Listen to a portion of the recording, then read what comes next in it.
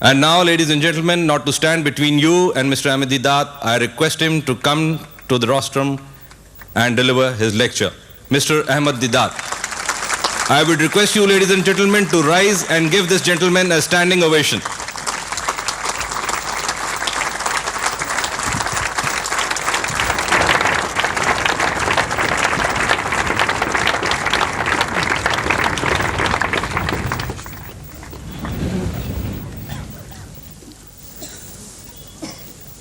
الحمد لله وحده والصلاة والسلام على من لا نبي بعده اللهم يا مفتح الأبواب ويا مسبب الأسباب ويا دليل الحائرين توكلت عليك يا رب العالمين وأفوض أمري إلى الله إن الله بصير بالعباد أعوذ بالله من الشيطان الرجيم بسم الله الرحمن الرحيم وَإِنَّكَ لَعَلَى خُلُقٍ عَظِيمٍ صدق الله مولانا العظيم.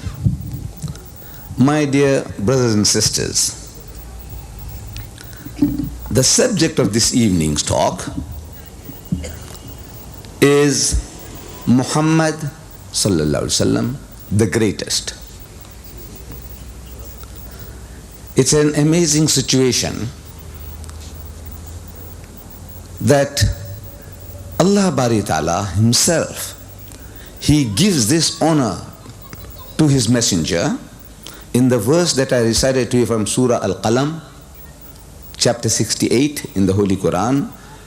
Allah says, وَإِنَّكَ لَعَلَى خُلُقٍ عَظِيمٍ. So most certainly, O Muhammad, thou art on the highest pinnacle of behavior. Allah testifies to this. But Muslims in general, they seem to be suffering from an inferiority complex. The Muslim is afraid to say that Allah Bari Ta'ala gave us this Nabi, this Rasul, of the highest caliber. He is the greatest among the prophets of God, among the messengers of God.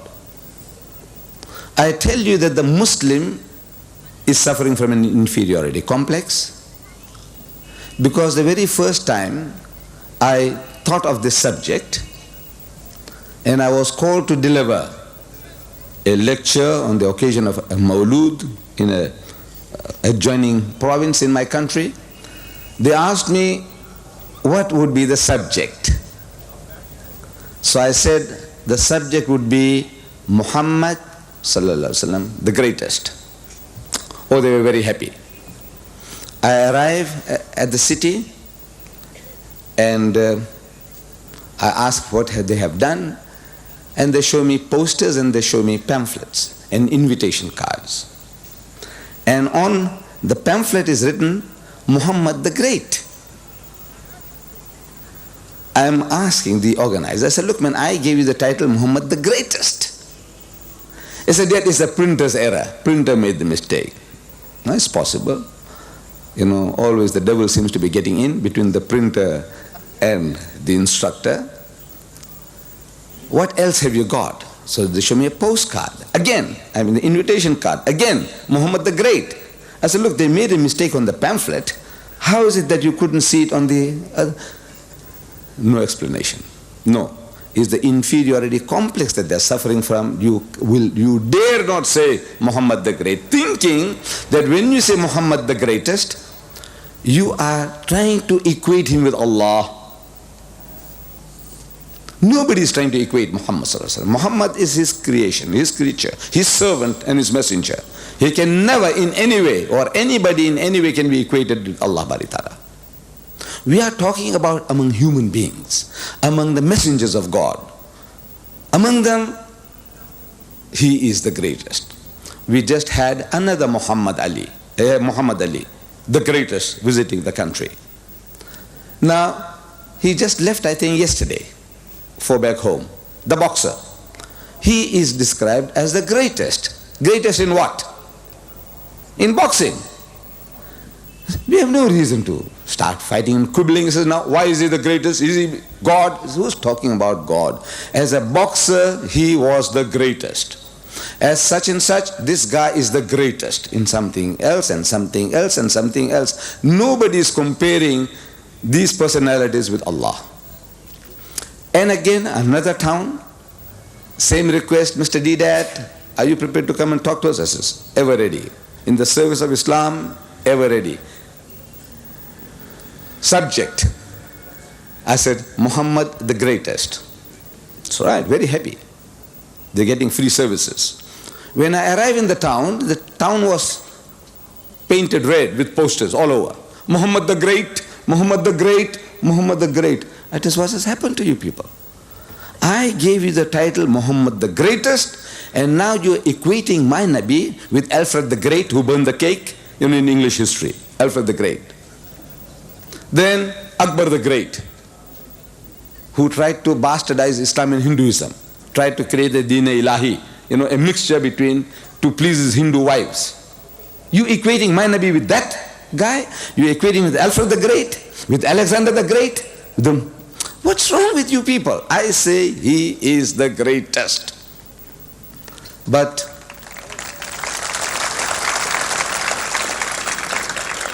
I'm happy that the Pakistani young men, they didn't make that mistake. I hope they don't have that inferiority complex.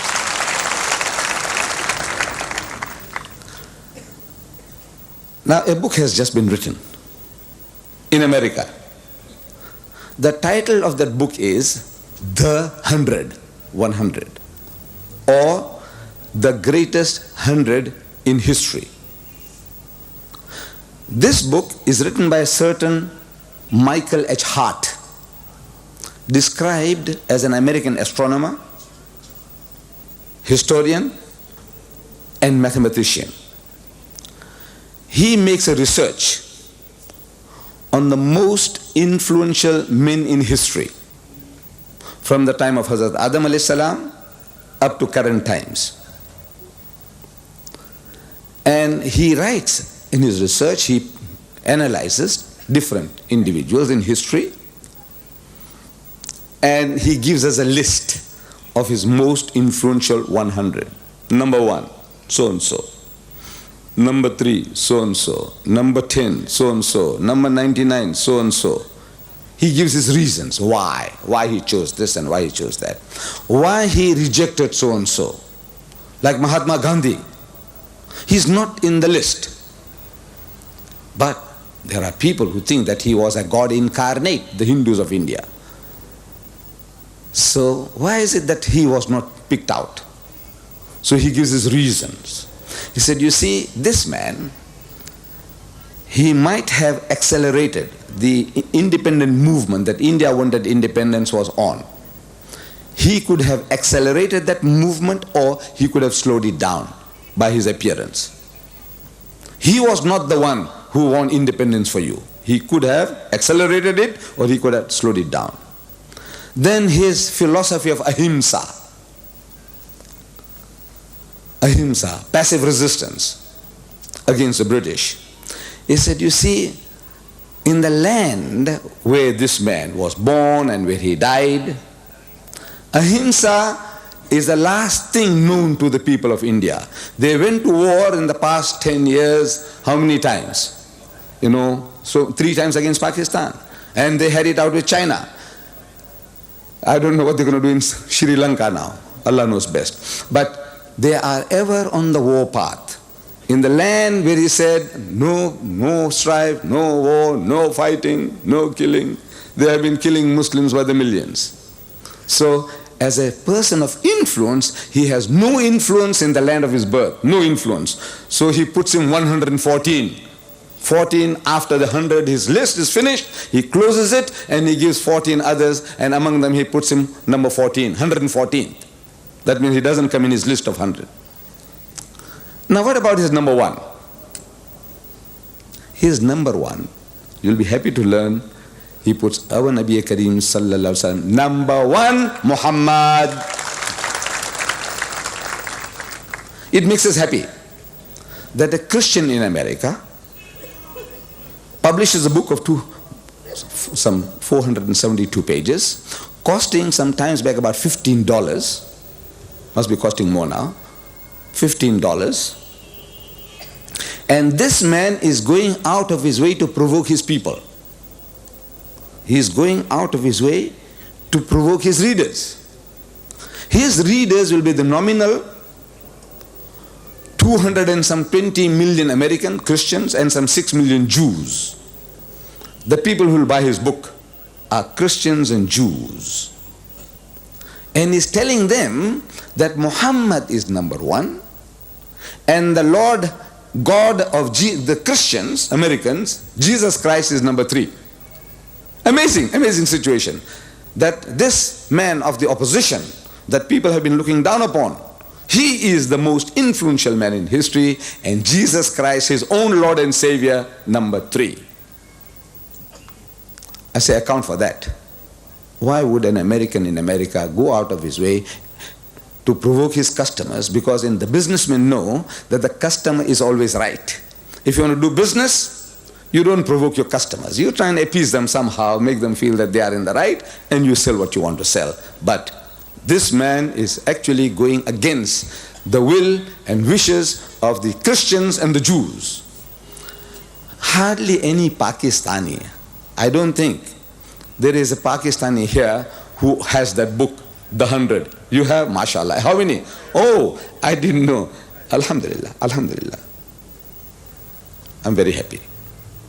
See that at least there are a score of people who have the book. So you can still verify. So look, DEEDAT is not pulling a fast one on you. There are people who know about it. So why does he do that? So some cynics, people, who always have something to say, the last word. He says, the Arabs, they must have bribed this fellow. Look, they're squandering millions on things. One of our dear brother, his wife, she was sailing around the Mediterranean with Rudolph Churchill, the son or the grandson of Winston Churchill, in the Mediterranean. And this brother of ours, he was spending $30,000 an hour for his wife to see color TV on her yacht with her boyfriend, with her lover, in the Mediterranean. $30,000 an hour to have it specially beamed onto the yacht or around, the satellites. She could have seen black and white, picked up from Rome or from France somewhere. She can pick up black and white, but that wasn't good enough for her. She must see it in color with her boyfriend, with her lover. And this Muslim brother of ours was spending $30,000 an hour. An hour. $30,000. You just count them in how many rupees, I don't know. So if they can squander money like that, why can't they give Michael H. Hart, say, here's $10,000 for you, say a few good words about my Muhammad. I say it's possible, but not probable, that it will enter the mind of our brethren to do a thing like that. It's possible, but not probable that they could do it. Another of our brother, he goes to the Australian waters to do big fish hunting, what they call blue marlin. Blue marlin is a game fish. If you hook it, it gives you great battle. It takes hours before you can subdue that fish. And it leaps out of the water as if it's flying out of the water. And it goes in again and you pull and you try and it gives you real battle. Blue marlin. So he went to catch blue marlin, one of our brothers. And he didn't catch anything. But when he was finishing off, he gave those people who were helping him to put the bait on the hook, baiting the hook, for him to throw into the water. He gave them $2,000 each. Tip, $2,000 each.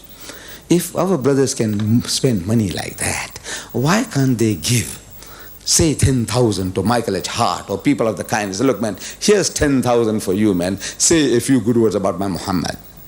I say again, it's possible, but not probable. When we start in the Times magazine, July 15, 1974, there were a series of essays under the heading, Who are History's Great Leaders? different people were asked to give their opinions, and each according to his light, according to his understanding, according to his experience, he gave his hero. Some said in that series, Mahatma Gandhi, some said Confucius, some said Hitler, not whether good or bad. You see, when you say great, it doesn't mean good or bad. Great in the sense of moving people. Doesn't necessarily mean. When we say a great earthquake took place in Quetta some many years ago, it was 8.4 on the Richter scale. We don't say great earthquake, it means good earthquake took place. Means big, tremendous havoc it took place. I think around the 30s in Quetta. Yes, 35 years.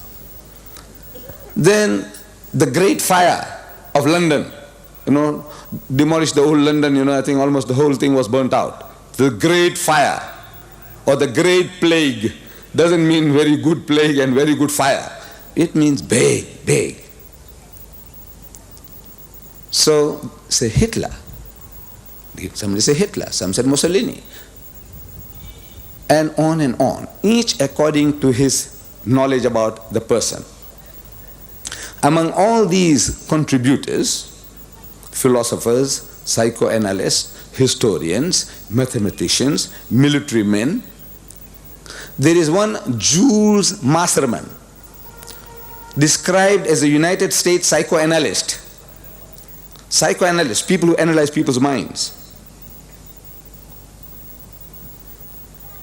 This man most probably was looking for lunacy in the man. People talk about Muhammad, that there are some 1,000 million Muslims who believe in this man as somebody really worthwhile following, a messenger of God, an example, a perfect exemplar. He said, now let me see whether there was any indication, any signs of lunacy in the man. This is the job of the psychoanalyst. When he sees a genius, he is looking for lunacy. Because they say the difference between a genius and a lunatic is a very thin fringe, very little difference, just a little off. You can be seeming to be very clever, but the guy is a lunatic. So he's looking for lunacy in the man, in our hero. But he makes a discovery. He says, no man, this man was the greatest leader of all times. And he just doesn't say that. The others are just giving their names. Some said Moses, some said Jesus, some said Muhammad, but this is no. Before we confer greatness upon any individual, we must first find out what we are looking for in the man. As I said, Muhammad Ali, boxing. It's a Gary player in my country, golfer. Ghulam Muhammad Gama, one of the champion wrestlers of ours in the Punjab, the heavyweight champion of the world. I don't know whether you know that, in his heydays he went to London, and Zbyszko was the world champion then in Europe. Our Ghulam Muhammad Gama floored him in 2 minutes. And then there were about 30 Japanese wrestlers there in London at the time. Some tournament taking place. And Ghulam Muhammad Gama, he challenged them all. He says, all 30 of you in 1 hour. I give you 2 minutes each. Line up and you come into the ring. 2 minutes. He says, shh. The whole lot, just finish you up. They didn't take him on. Great, you see. Great wrestler. I would consider, if you look at it in history and if you can analyze all the wrestlers that you know, the heavyweight champions, I say Ghulam Muhammad Gama, number one, the greatest. But that is in wrestling, not in boxing. So, and on. So this man, he says, now before we confer greatness upon any individual, we must first find out what we are looking for in the man. And he says, number one, whoever that person is, number one, he must provide for the welfare of the led, the people he's leading. He's interested in their welfare. Not in creating milking cows for himself, what I can get out of the people. Like Reverend Jim Jones in Jonestown, Guyana. Reverend Jim Jones. You see, he had created, we'll wait for the azan, And after the lecture, inshallah, we'll make the salat. We'll just wait for the azan to be over. The azan reminds me of something. You see, the Encyclopedia Britannica, the 11th edition, they said Muhammad sallallahu alaihi wasallam was the most successful of all religious personalities. The azan reminds me of that. Most successful, not that today we are 1,000 million. We are, on a historical basis of judging, we are the most fastest growing religion is Islam, and we are also numerically the greatest. Counting of heads, just counting of heads, Christianity supersedes us. Bodley the American, he wrote a book on the life of our Nabi, Kareem Sallallahu Alaihi Wasallam, titled The Messenger, in which he says that there are more professing Christians in the world than professing Muslims. People who say we are Christians, people who fill up census form as Christian, there are more of that type of people than people who say Muslim. But, he said, there are more practicing Muslims in the world than practicing Christians. Then Islam started some 600 years after Jesus. 600 years after. And 600 years is a long time, a very long start. They are 1,200 million, we are 1,000 million. Inshallah, within a few decades, we will overstrip them. Those are only names, they say, Christian, but really there's nothing Christian about them. So, this is the most successful, and the success is not just the numbers. The message, the Muazzin gives 5 times a day. Say, Ashhadu anna Muhammad Rasulullah. Said, I bear witness that Muhammad sallallahu alaihi wasallam is the messenger of Allah. He is not God, he is not his son. Don't make a mistake like the others have done. They made the prophets into gods, they made the heroes into gods. Don't you do that. There's a warning given to Muslims 5 times a day, every day of the year. And that message has gone home. We have all types of Muslims, all types of lunatic fringes in our midst. But I can't imagine a Muslim saying that Muhammad is God. That's the success, most successful. However, we go back to Reverend Jim Jones. This Reverend Jim Jones had created a cult of Christians. There are thousands of cults, different sects and denominations among the Christians. This man in America, he created his own church. And when he created his own church, he was doing certain moral practices, doing something wrong. He was exploiting the people. And before the American government could catch him out, he felt it advisable that he should commit suicide and make every one of his followers to commit suicide. So in Jonestown, Guyana, wholesale, 100% suicide. He was great also. Look, if you can inspire 100% of the people to drink lemonade laced with cyanide, knowing full well that this is so, 100% successful. But he was being caught out. In the meantime, it was found out that he had salted away in the banks of the world $15 million in his own account. So you see, that man says, one is a leader must be worried about the welfare of his people, not in milking cows for himself, what I can get out of my followers. This man was caught out, and numerous others. When you analyze them, everybody is out to exploit his admirers. What can I get out of them? What can I get out of them? No. It says, number one, that person is interested in the welfare of his people. Number two, that leader must provide a social organization in which people feel relatively secure. And number three, he must provide for unity of belief. As a people as a whole, we have many little fiddly differences. The Barelvi and the Deobandi, the Sunni and the Shia, and on, you know them well. But basically, we are all agreed on the kalima, Ashhadu an la ilaha illallah wa ashhadu anna Muhammad Rasulullah. This is unity of belief. With these 3 standards, he searches history and he analyzes Louis Pasteur, the guy who discovered the microbe, Salk, the guy who discovered the anti-TB vaccine, and he analyzed Mahatma Gandhi and Hitler and Mussolini and Moses and Jesus and Muhammad.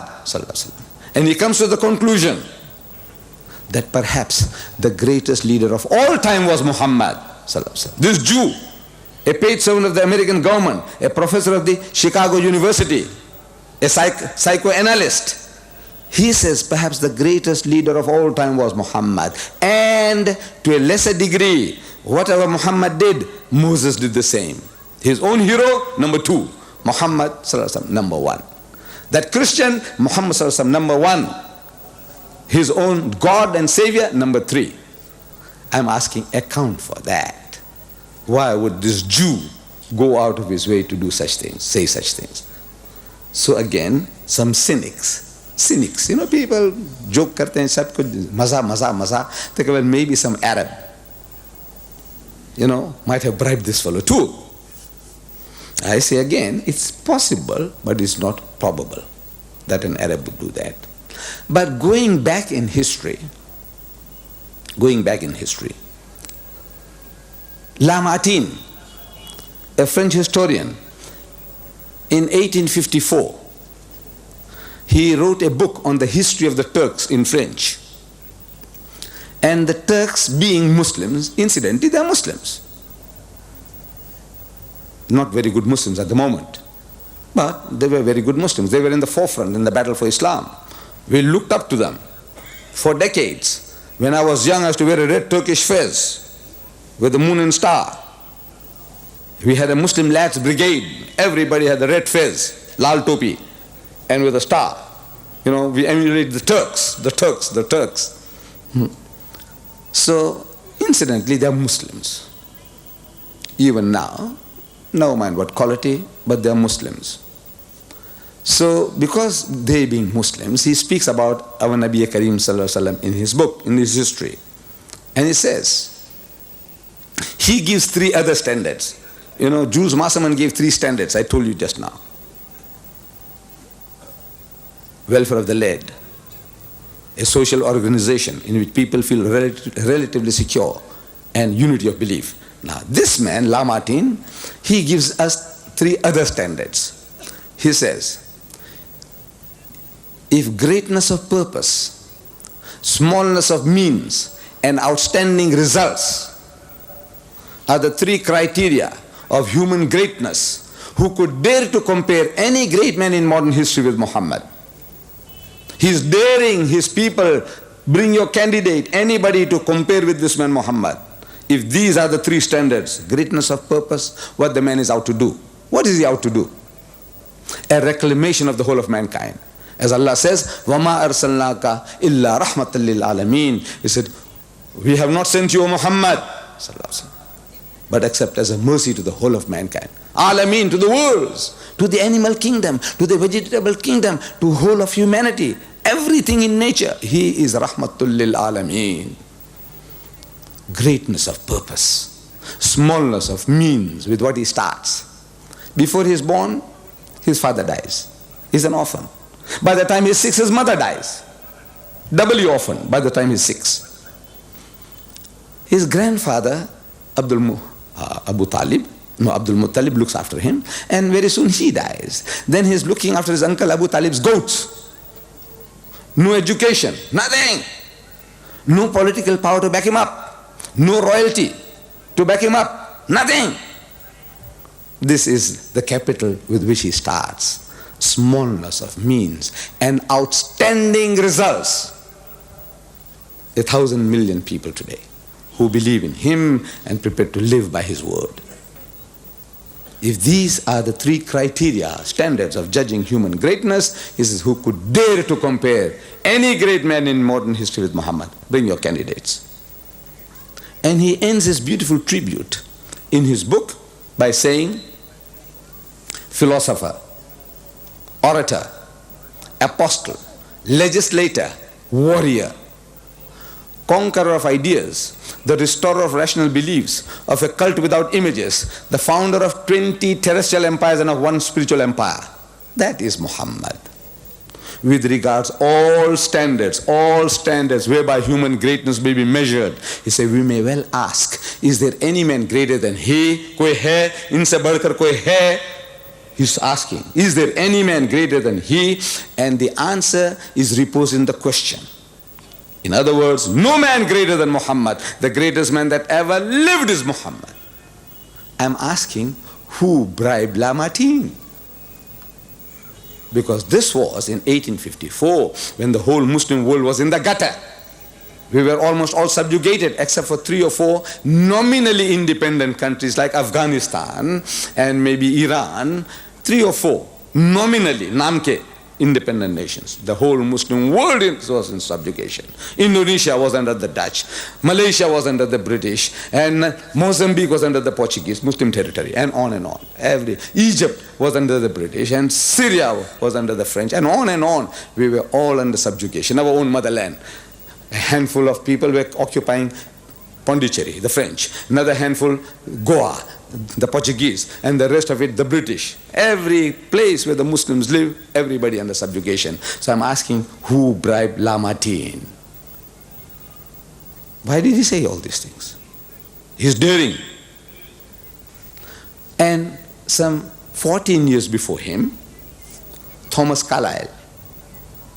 Thomas Carlyle, one of the greatest thinkers of the past century, he delivered a series of talks under the theme Heroes and Hero Worship. In mankind, heroes and hero worship. And his hero prophet, a prophet as hero, he chose our Nabi Kareem sallallahu alaihi wasallam as his hero prophet. Not Moses, not David, not Solomon, not Jesus, but Muhammad sallallahu alaihi wasallam as his hero prophet. And this was a time in the history of Europe when it was a sacrilege to say anything good about Muhammad, because people were trained to hate the man Muhammad and his religion sallallahu alaihi wasallam. They were trained like they train dogs in South Africa to hate black people. They train dogs. I don't know whether you know that dogs are colorblind. Did you know that? Dogs can't distinguish colors. So you can train them to do so many things, but you can't teach them to pick up red, the difference between red and blue. They don't know the difference. They are colorblind. They see everything in black and white or shades of grays. They can't see color. But they are trained to hate black men. How? There's a system. One day when I have time, I'll tell you. I don't want you to do experimentation on that. So the Westerner was trained, and he's giving mention about a fellow by the name of Popcocky, who was a famous writer of his time, in the time of Carlyle. So this Popcocky, he wrote about our Nabi Kareem sallallahu alaihi wasallam that, Muhammad had trained pigeons, kabutar. So the kabutar, wherever he's going, the kabutar, you see, the pigeon comes along and sits on his shoulder, and he put peas in his ears. So the kabutar, you see, tries to pick it out of his ear and flies off. And he gave that off, this Popcocky says, Popcocky. He gave that off as, the angel of God, Jibreel alayhi salam, coming along and, telling him what to say. So he was asked, he said, look, what is your authority? Where did you get this? He said, nowhere. But then he said, look, how can you write like this? He said, I just felt like it. I just felt like writing it. This is how the Westerner behaved. At that time in the history, he was about the first Westerner to stand up and pay some tribute to our Nabi. And he tells his Anglican audience, he's speaking to his own people, in these lectures that he gave, series of lectures, he said, as there is no fear of any of us ever becoming Mohammedans, that was the name they used for us. No fear of any of us ever becoming Mohammedans. I mean to say all the good things about him that I justly can. If there was any fear that anybody would be converted to Islam, he said, I wouldn't do it. But I know, never mind what good thing I say. After all, you got the Lord Jesus Christ, you'll still stick by him. So therefore, I'm going to give him whatever credit is due to him. Mohammedans, of course, is a wrong term. We are Muslims, we are not Mohammedans. This is how they gave us the title Mohammedans. And we have our own learned men on the subcontinent. We have written great books, Mohammedan law. Have you heard about that? Mohammedan law. In my country, in South Africa, we have our masjid in the European area, and the name of the masjid is written in wrought iron, Muhammadan Mosque. It's taken off now, but it was Muhammadan Mosque. Our cemetery was Muhammadan Cemetery. We didn't know that we were Muslims. Because the white man calls us Mohammedans. So we also say, what are you? So we are Mohammedans, sir. When I went to school, you see in school, the government schools, they say, come on, everybody take off your hat. Younger people used to put on caps, hats in those days, the Indians. And we used to put on topi. So every morning say, take off your hats. So everybody takes off the hat. The Muslims keep it on. So why don't you take off your hat? We are Mohammedans, sir. Everybody of our age wear knickers, half pants. The Muslims wear long pants. So why are you people wearing long pants? Look, man, you'll be more comfortable, more agile, more active if you have the knickers. You say, no, sir, we are Mohammedans, sir. That's all that we knew. Now, alhamdulillah, we know better, and the word Mohammedan is going out. Nobody says we are Mohammedans, no more. Even the newspapers, nobody. As soon as they open their mouth, Mohammedan, we put our foot in the mouth. No more. No, you got to educate people. As soon as something wrong comes along, go to town. Shh, no more Mohammedans, we are all Muslims now. Alhamdulillah. So he says, as there is no fear of any of us ever becoming Mohammedans, I mean to say all the good things about him that I justly can. Beautiful. It's a beautiful lecture. I benefited immensely from that lecture of his.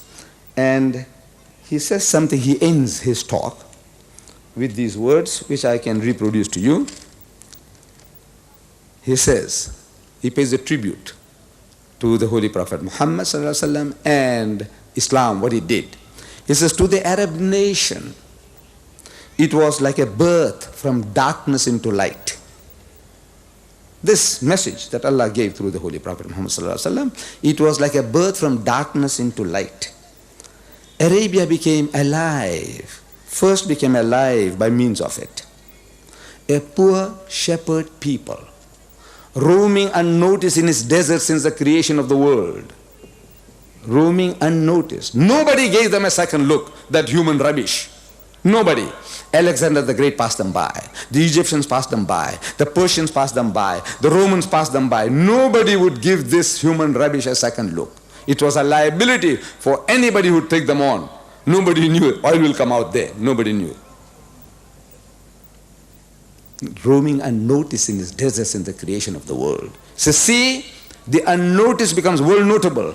The small has grown world great. Within 1 century afterwards, Arabia is at Granada on this hand, that is in Spain, and Delhi on that. Glancing in valor and splendor and the light of genius, Arabia shines over a great section of the world. So belief is great. Belief, iman, yaqeen. Belief is great, life-giving. The history of a nation becomes fruitful, soul-elevating, great, so soon as it believes. So is it not as if a spark had fallen, a spark, on a world of what seemed black, unnoticeable sand, but lo, the sand proves explosive powder, blazes heaven high from Delhi to Granada. And he concludes, the word of such a man is a voice direct from nature's own heart. That's the Quran. Men do and must listen to that as to nothing else. All else is wind in comparison, is hot air, rubbish. This Christian is talking in 1840. All else compared to what this man is talking, of course he's not talking. It's Allah talking through him. He's only a mouthpiece. But they believe that he was talking. This is his works. This is what he wrote. So what this man is talking, all else is wind in comparison, hot air, rubbish. Bakwas hai, bakwas, hawa hai. I'm asking, who bribed Carlyle?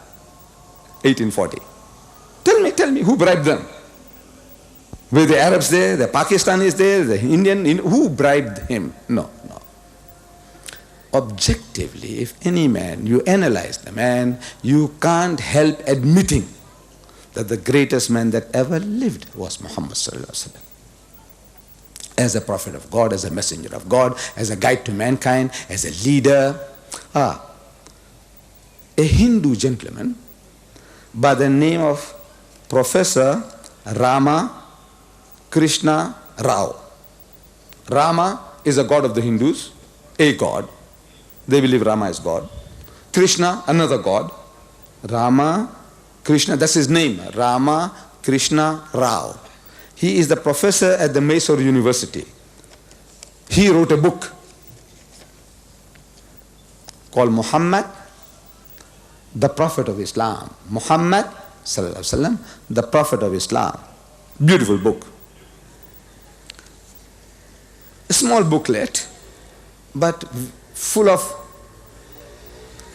references, knowledge, tributes to our Nabi Karim sallallahu alaihi wasallam. And among the tributes that he's paying our Nabi Karim sallallahu alaihi wasallam, he uses Hitler, Adolf Hitler. Adolf Hitler. You see, Adolf Hitler wrote a book called Mein Kampf in German, which means My Struggle. I read it as a schoolboy. I read it. Of course, in that book, when I remember something very small about the Indians, of the subcontinent, including us now today, he would have equated us. He said, you see, these are all inferior people, all of us. With the African, Indian, Eskimos, all. He said, you see, a monkey, a chimpanzee, if you dress him in with that night suit, that black suit, with a bow tie and collar, does the chimpanzee become a man? The answer is obviously no. So that's what we are all. All who are non-Germans, are of this thing, the black peoples of the earth. They are all like chimpanzees. You behave like a white man and you think you are a white man and you're westernized. They are all monkeys. That I remember that, reading that in Mein Kampf as a schoolboy. Of course, I didn't know at that time that destruction was sure to come. As our great poet Iqbal, he said, इन ताज़ा खुदाओं में बड़ा सबसे वतन है जो पेरन उसका है वो मजहब का कफन है. This is nationalism, racism. हमारे जैसा कोई नहीं. And he says, जो करेगा इम्तियाज रंगो खून मिट जाएगा. So whosoever will resort to the distinction of color and blood will perish. Turki khargahe ho ya Arabi wala gar. Though he may be a majestic Turk or a blue-blooded Arab. This is the law of God. You discriminate on grounds of race, language, color, or riches, you will perish. He perished. It was unimaginable. Unimaginable for that power of Germany to perish, to go down. For this racism of this, the Aryan race, the master race, there were certain films shown on TVs called The World at War. The World at War. From the BBC, we had our films, the thing was being shown on our South African TV. I don't know whether you people saw it here. The World at War, in which they show you Germany at the beginning of Hitler and as they went on, goose-stepping, those millions like machines. When you look at that, their movements, their Spitfires, their tanks and their movements, when they attack Russia, 2,000 kilometers non-stop. By the time they finished off, they killed 20 million Russians. On account of them, the Second World War, 65 million people died. That man, what he did to his people. He divided that nation into two, never to be rejoined. Cut up. What did it? Punishment from Allah. This is racism. This is the fruits. However, this Hitler, he could have given some great thoughts. He was great. You remember somebody said Hitler. I say he was great from the point of view of leadership. At his behest, 90 million Germans were prepared to march destiny or destruction. He had to command, that's all. Destiny or destruction. And he marched them on to destruction. But great.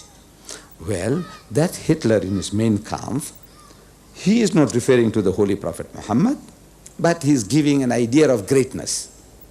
He says, a great theorist is seldom a great leader.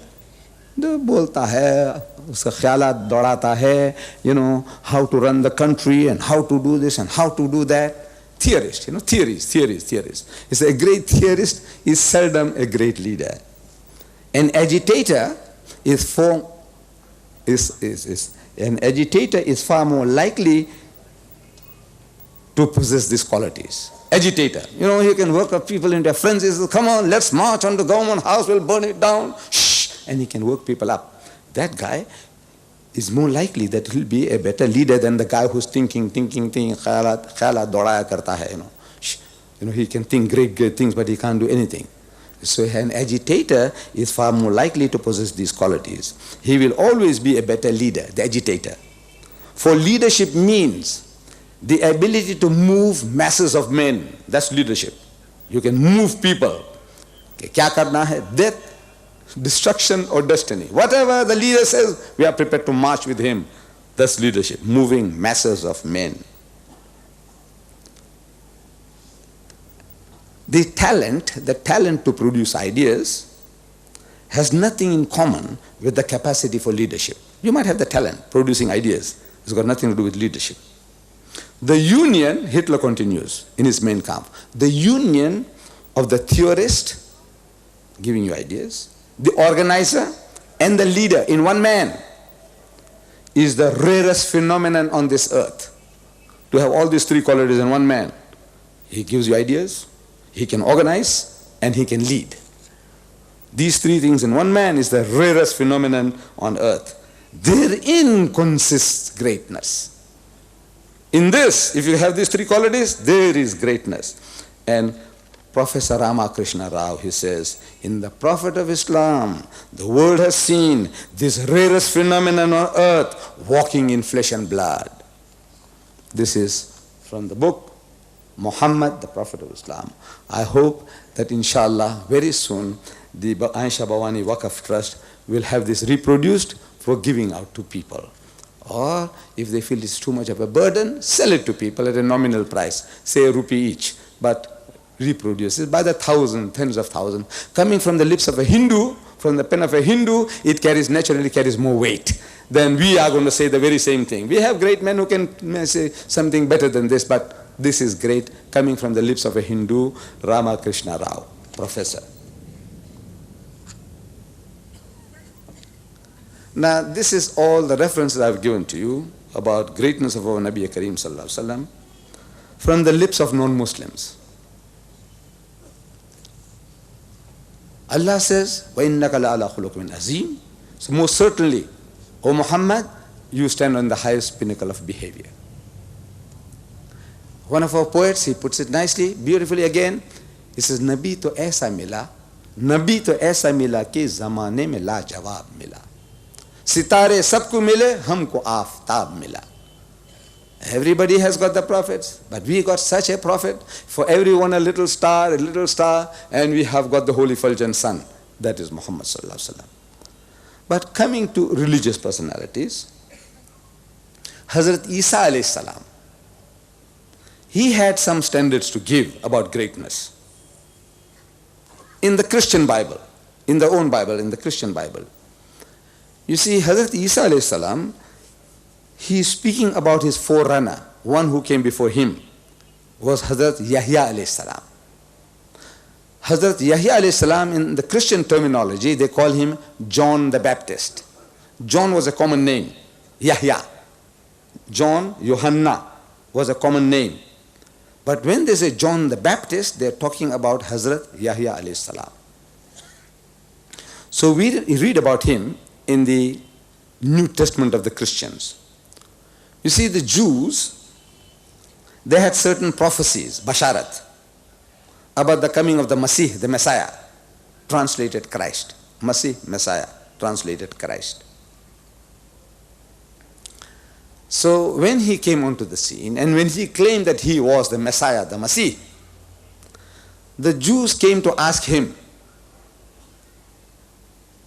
where is Elias? Because they had a prophecy, a twin prophecy, that before the coming of the Masih, the Messiah, Elias, he must come before him. Elias is supposed to have been taken up into heaven, bodily, ascended into heaven. And before the coming of the Messiah, he was to come return, to prepare the way. Like we always talk about Masih and Mahdi, Masih and Mahdi. So if a man comes along, he's claiming to be Masih, we say, where is Mahdi? If this man says, I'm a Mahdi, he says, where is the Masih? Something like that. They're going side by side. Masih and Mahdi, they said, Christ and Elias. Elias must come first, again, from heaven, second coming. So they come to ask him, He said, where is Elias? So he points to Yahya alayhi salam. He said, he is Elias or in the spirit of Elias. And then the Jews go to him to ask him whether he is or he isn't. And he contradicts Hazrat Isa alayhi salam that he is not. Isa alayhi salam says he is and he says I am not. As a result, the Jews rejected Hazrat Isa alayhi salam. And he says, Hazrat Isa alayhi salam, paying tribute to Yahya alayhi salam. He says, among those born of women, जो कि माँ के पेट से पैदा हुआ, means all human beings. Among those born of women, there is not another greater than John the Baptist. Yahya alayhi salam के से बढ़कर कोई है ही नहीं. The greatest of the Israelite prophets is Hazrat Yahya alayhi salam, according to Hazrat Isa alayhi salam. He said he is the greatest. But on another occasion he says, he is the greatest, but I am greater than he. For the works that the Father has given me to accomplish.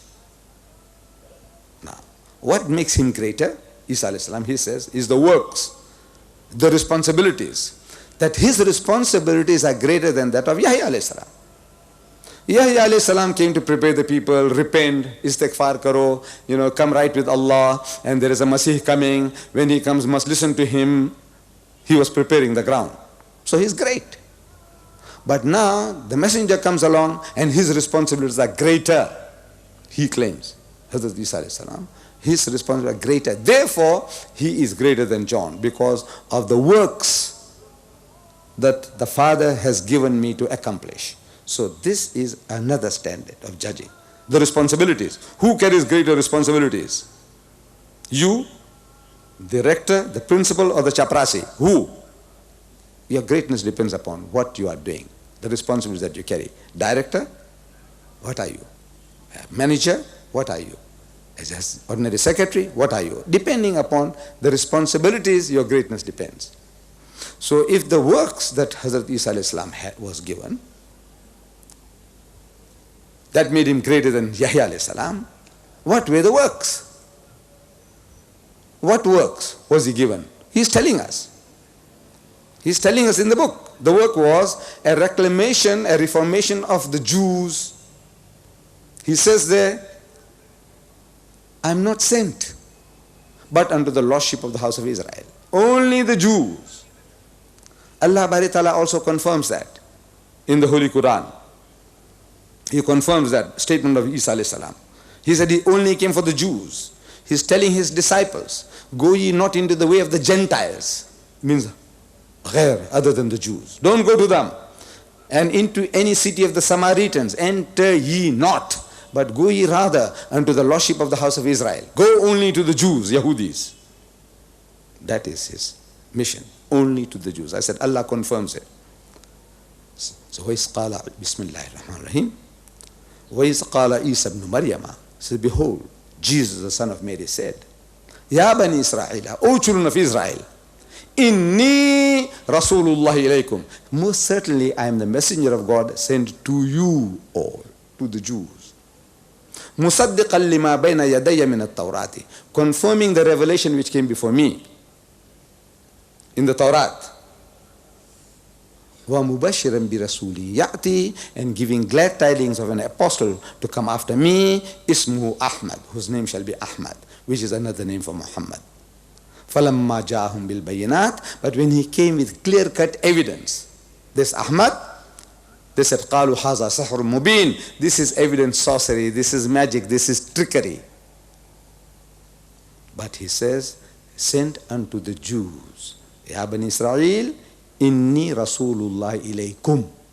I am sent as a messenger of God to you, Jews. That's his mission. And again, in the teachings also, his teachings are not for mankind. They are all time-bound. The teachings were all time-bound. Like, for examples, he's telling his people that when they strike you on the right cheek, give them the other. It's a beautiful teaching for a subject people.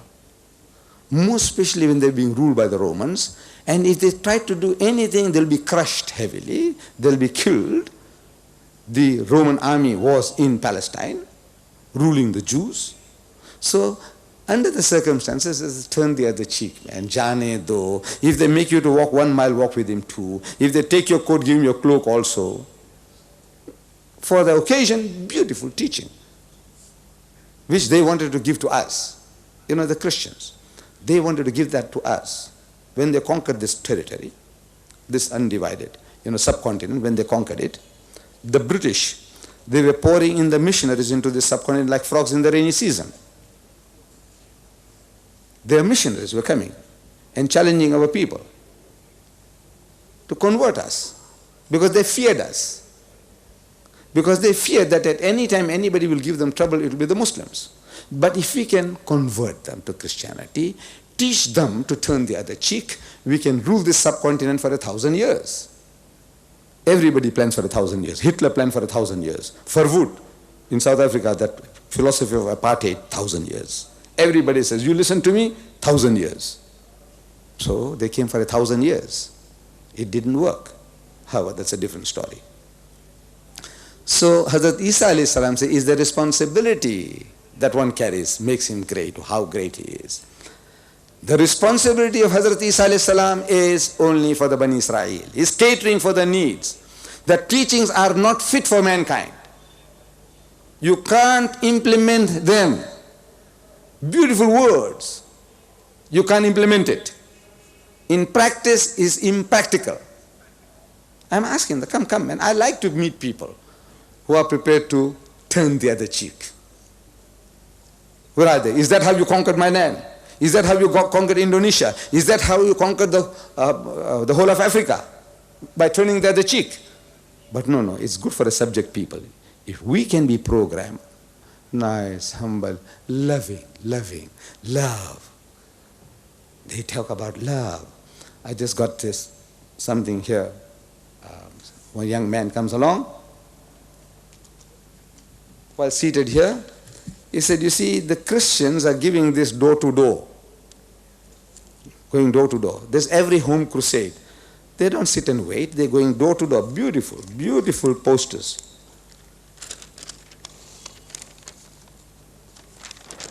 Beautiful poster. There's a heart. And little ones, children, all different races. Some Arab child there and some Eskimo child there and some Indian child there. According to the dressing you make out. They're all going towards this heart, big heart. And it says here, what everybody needs is love. Love. And it says, only Christianity gives love. At one time, of course, we understood love means sex. Well, if that is so, it's very true. Very true. No, sex. Because the Christian, look, he's prepared to give his daughters to the Pakistanis. Before I came here, one of the reasons, let me correct Mr. Bawani, he had said that the Saudi Red Crescent Society invited me. That is not correct. I have come at the invitation of Muslim Aid, the body called Muslim Aid. So, the day that I get the message from Peshawar, come, Mr. DEEDAT, same day I get another letter from Saudi Arabia, from Riyadh. An Englishman who had become Muslim, a revert to Islam, come back to Islam, alhamdulillah. He says, Mr. DEEDAT, I met you when you were in Riyadh, and after that I had my vacation, and I went to Pakistan. As a new brother in faith, he wants to be among the Pakistani brethren. And he says, at some small gathering, I spoke about how I came to Islam. And in the gathering, there was a Pakistani with an English wife who had accepted Islam. So at the end of it, she suggested, he said, look, man, there are other Pakistanis who have British wives, but they're not converted. Would you not like to come and speak to them? Yeah, the man is game. He said, look, man, I don't mind sharing with them. So they organized another meeting in Karachi. So 8 Pakistanis with their 8 British wives, they turned up with 3 missionaries. 8 Pakistani men, supposed to be Muslims, with 8 Christian wives and 3 missionaries. And this poor fellow was given a hard time. He said, look, I didn't bargain for that. He said, look, I am a simple Muslim, new convert, and I was trying to share with them, but they took me to task. He said, I couldn't believe that the Muslims of Pakistan are going wholesale for these British women and leaving them where they are. This is amazing, amazing situation. You see, our people, they reason. Flimsy reasoning. They say Islam allows us to marry Jewesses and Christian women. तो हमारे आलिम को मैंने पूछा, he said, हाँ गुंजाइश है. There is a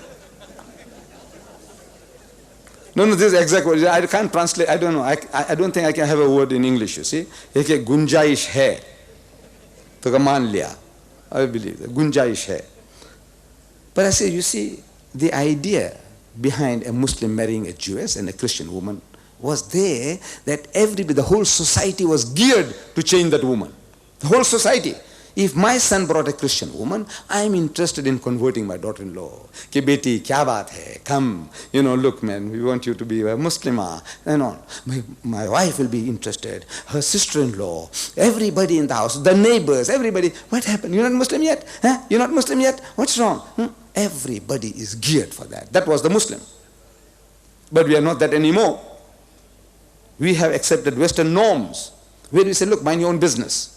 If I start talking today to my daughter-in-law, if she happens to be Christian, my son will say, Daddy, keep out of this. Look, she's my wife, and you don't come in between me and her. I made the choice. And Islam allows. Khalam. Anybody, I say, look, mind your own business. We know this is my business. This is your business, wallah. My wife, and you don't come in between me and her. I made the choice. And Islam allows. Khalam. Anybody, I say, look, mind your own business. We know this is my business. This is your business, wallah. It's not like in the Bible. You see, we are told that Qabil and Abil, brothers, Hazrat Adam and Hassan ke do bete, Abil and Qabil. It says Qabil killed Abil, Cain killed Abel. And the Bible says that God questions Qabil, where is Abel? So he replies in the Bible, he's not contradicted. He said, am I my brother's keeper? Ki kya main mera bhai ka charwaha hu? Am I a shepherd after my brother? You're asking me? In Islam, we are our brother's keeper. Anything wrong that you are doing, I have every right to talk to you. If I am doing anything wrong, you have every right to talk to me. Correct me. We are each other's keepers, each other's guardians, protectors, welfare brothers. Not just muh se keh diya, well, mind your own business. My business is to mind your business, and your business is to mind my business, to see Islamically that we are going right. So, today we are not what we were supposed to be. Nobody is. With these Western ideas, that woman must be given her freedom. Yes, beautiful. Freedom. Everybody must have freedom. You want to worship men, monkeys, elephants, snakes? You have the freedom. But my son, my daughter? No, I want to see that they are not led astray. You have the freedom. No religious interference. Allah tells us, La ikraha fid din. There is no compulsion in religion. No compulsion. Because it's worthless. At the point of the sword, the gun, or economic enforcement, you force a person to accept Islam, is worthless. No compulsion. But when you bring a Christian wife,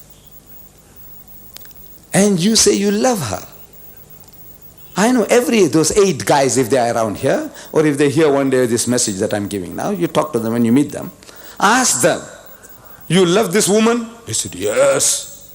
You prepared to die for her? I said, I'll give my life. I'll climb the Himalayas. Anything for my dear British wife.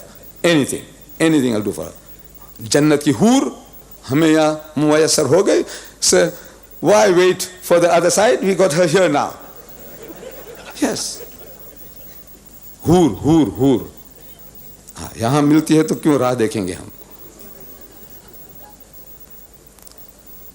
So I say, you love her. Oh yes, you love her dearly.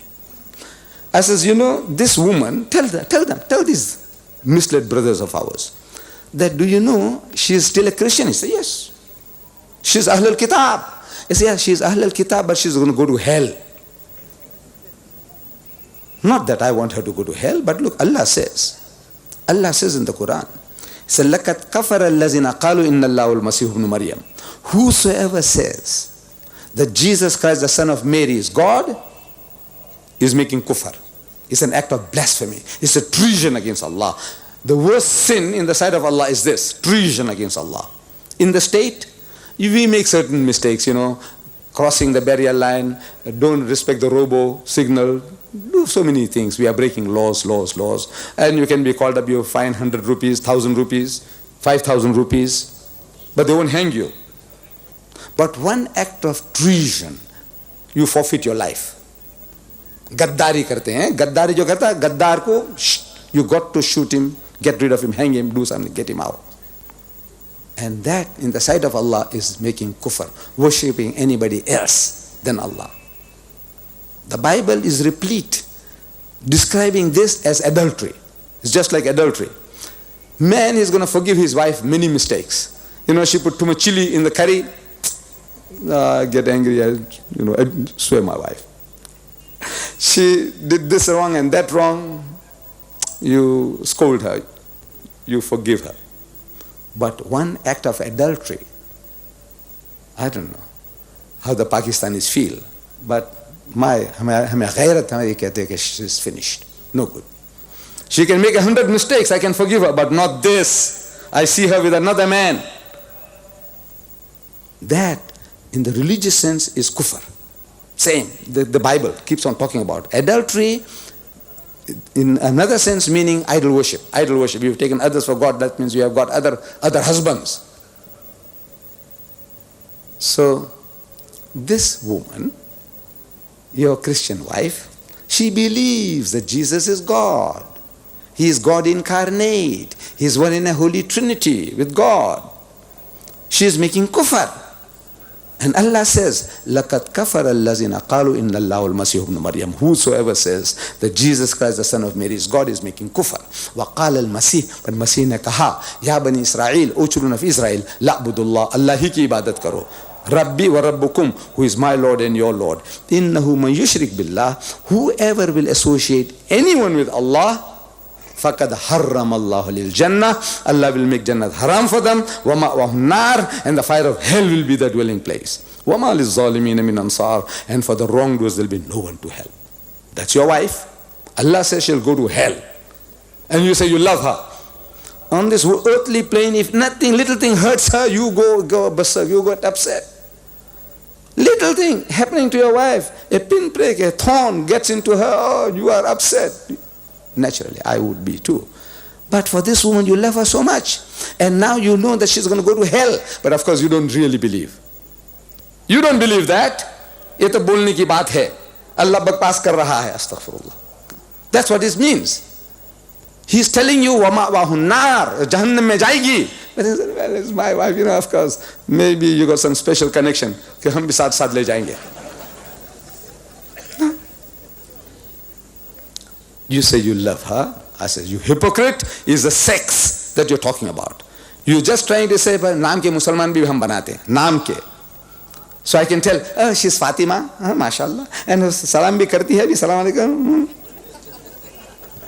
I am telling you, young and old, if you get a non-Muslim wife, if you convert her, if you can't make her better than your mother at home, my sons, remember this. If you can't make that wife of yours better than your mother at home, better than your sister at home, better than your sister-in-law at home, I said, don't tempt providence. Don't take a chance.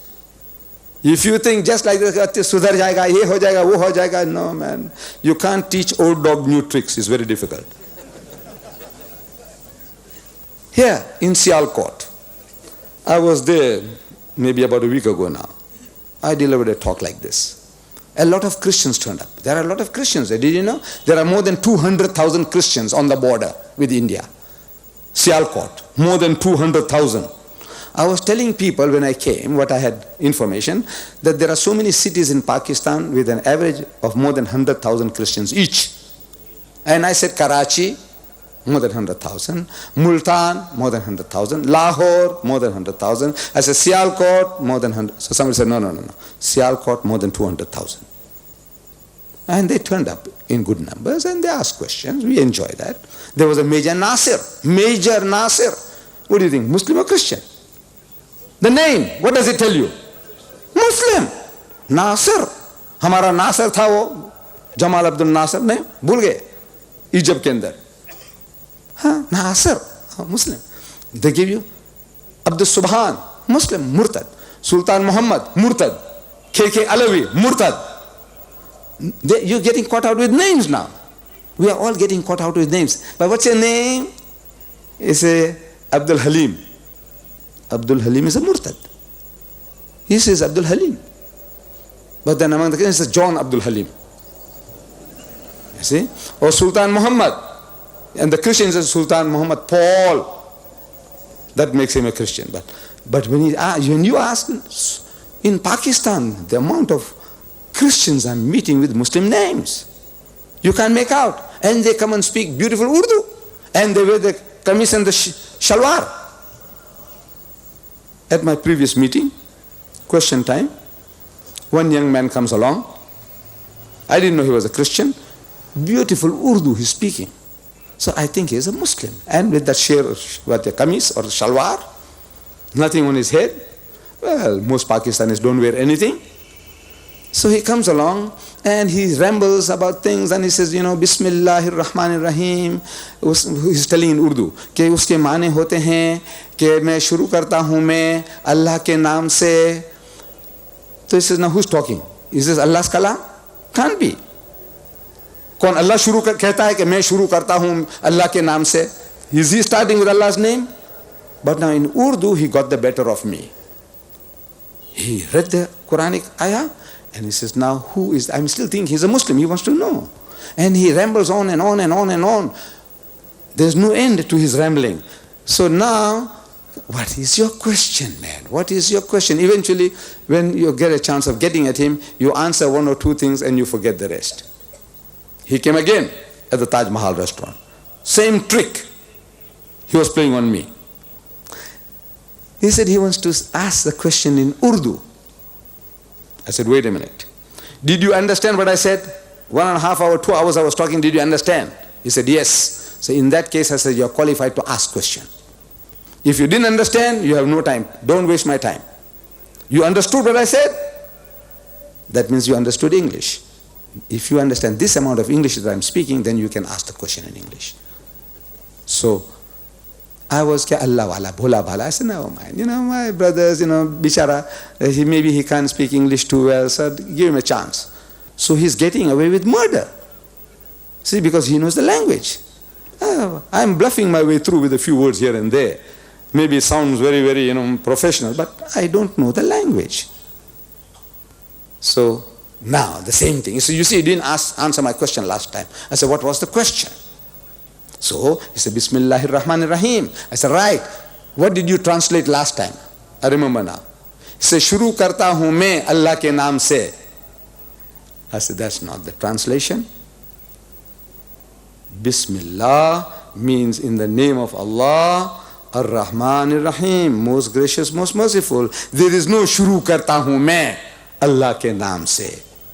Jo Rahman hai, Rahim hai. But that was English I was able to see. The Arabic saying goes, Man ta'allama lughata qawmin amana sharrahum. If you know the language of a people, you can avoid their machinations, their wiles, their trickeries. Well, I can't do that to the Urdu speaking fellows, so please don't try Urdu tonight. So, our brethren, कहते हैं कि भाई, I said, don't tempt providence. What you doing? Sialkot. So, Major Nasir, and some other Christians, sounding Muslim. So the chairman said, you must identify yourself, but you can't identify. He says, my name is so-and-so. Mahbub, so-and-so. You think he's a Muslim. He's not Mahbub, he's not a Muslim, he's a Christian. So, at the end of the talk, After that we had dinner. After dinner we made our Isha. After Isha, now I says, let's go to the car and go back to our hotel. Very late at night, and there are people still standing and chatting. So one fellow shouts from the crowd, he says, Mr. DEEDAT. I say, yes? He says, look, what is the benefit of all these munazaras? You know, you go and debate with the guy Swagard, you go and debate with the guy Palestinian in England, and this what you're doing now, you're talking and the guy comes along and arguing and debating with you, asking you questions. What's the benefit? So now this calls for another talk, explaining what are the benefits. And man, it's almost nearing 12 o'clock at night. So I said, look, you were sitting there for 2 hours. Did you benefit at all in any way? He said, don't ask me questions, I'm asking you. So I said, look, these people here, all standing around, ask them. I said, bhai, did any of you benefit at all from this meeting? Mum, glum, gunge. No response. From the Pakistanis of Sialkot, no response. Man, you sat there listening to me for 2 hours and I'm asking, did you benefit at all? No response. I'm wondering what happens with this Pakistani. Sab gunge ho gaye yahan? Sialkot mein Christian ne tumhara kya mohar maar di muh ke upar? So I said, no, look, I can't understand this. One guy is asking, what is the benefit? The other guy is asking, and nobody is responding. So one fellow says, you see, this man here, he is a big tycoon in Sialkot. He is the richest man in Sialkot. He is an industrialist. And he has a German wife. And this German wife is a missionary. Out of all Germany, they got about 6 million, 20 million women who can't get husbands. He goes and picks up a missionary woman. And he brings her to Sialkot, this industrialist. And his house is the center of all Christian missions. They come along to his house. He doesn't come for Salat anymore, but he still claims to be a Muslim. So you see, it happens. If you are in that situation, your heart, your mind, you're getting hurt. Any of you who's got Christian wives, you're getting hurt. If your son has got Christian wife, you're getting hurt. As if I'm attacking you. I'm not attacking you. I'm only telling you that, look, you are not the man to have a Christian wife. The society is not geared for that anymore. We are not men anymore. As the poet says, the Sheikh Sahib, ये हमारे chairman साहब, Sheikh Sahib. Sheikh Sahib भी तो पर्दे के कोई हामी नहीं. The Sheikh Sahib, the learned man, he's also not a supporter of parda. Sheikh Sahib भी तो पर्दे के कोई हामी नहीं, मुफ्त में कॉलेज के लड़के उनसे बदजन हो गए. For no reason, this university student, this college students, these modern educated young men are getting offended with the sheikh, with the Maulvi, with the Maulana. मुफ्त में कॉलेज के लड़के उनसे बदजन हो गए. वाज में फरमा दिया कल आपने ये साफ साफ, पर्दा आखिर किससे हो जब मर्द ही जन हो गए.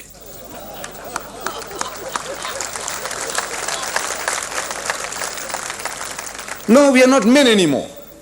And there are so many things in favor of this woman. If the marriage breaks up, look, it can break up between a Sindhi and a Sindhi, a Punjabi and a Punjabi, Punjabi man, Punjabi woman. It can break up. It can break up between my own people, Gujarati and the Gujarati. It can break up. It is happening. It's more chance that people coming from a different culture, different background, more reasons for breaking up marriages. Incompatibility for so many things. She's still yearning for her old boyfriends, the dances and the fun that she had. There are others who are transformed, like Maryam Jamila, transformed, a better Pakistani than most Pakistani women. It can happen, but generally, it's very difficult. कहते हैं कि you can't teach old dog new tricks. Very hard to teach old dog new tricks, what she's gone through. The average American woman, the Americans are telling us, she goes through 6 men before she gets her husband. The average woman, almost every American woman, before she settles on her last and final, and to death do us part, she's been through half a dozen other men. Look, it creates certain types of craving, sicknesses. I say, you are tempting providence. So, a missionary woman and the center of Christianity, little wonder you get hurt. Allah is warning you. He is warning you about this. The factors that's going to keep you, emasculate you, तुमको नामर्द हिजड़ बना देगा. Allah is warning you. He says, "Kul, कह दो इनको." In Surah Tawbah, कह दो इनको, मुसलमानों को. In kana abaukum, if it be your fathers, wa abnaukum, or your sons, wa ikhwanukum, or your brothers, wa azwajukum, or your wives,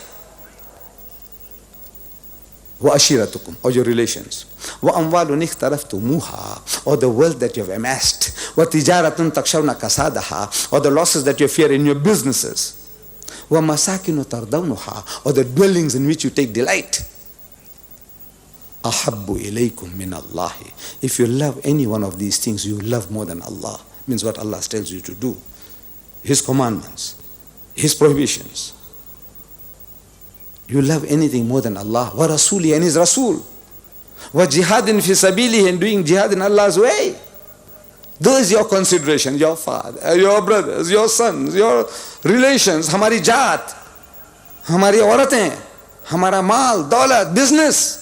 If these are your considerations more than you love Allah and His Rasul and doing jihad in Allah's way, He says, "Fatarabbasu." Tum thero. You wait. For what? For gravy? No. Hatta ya'ti Allahu bi amrih, until Allah's decision comes about for your destructions.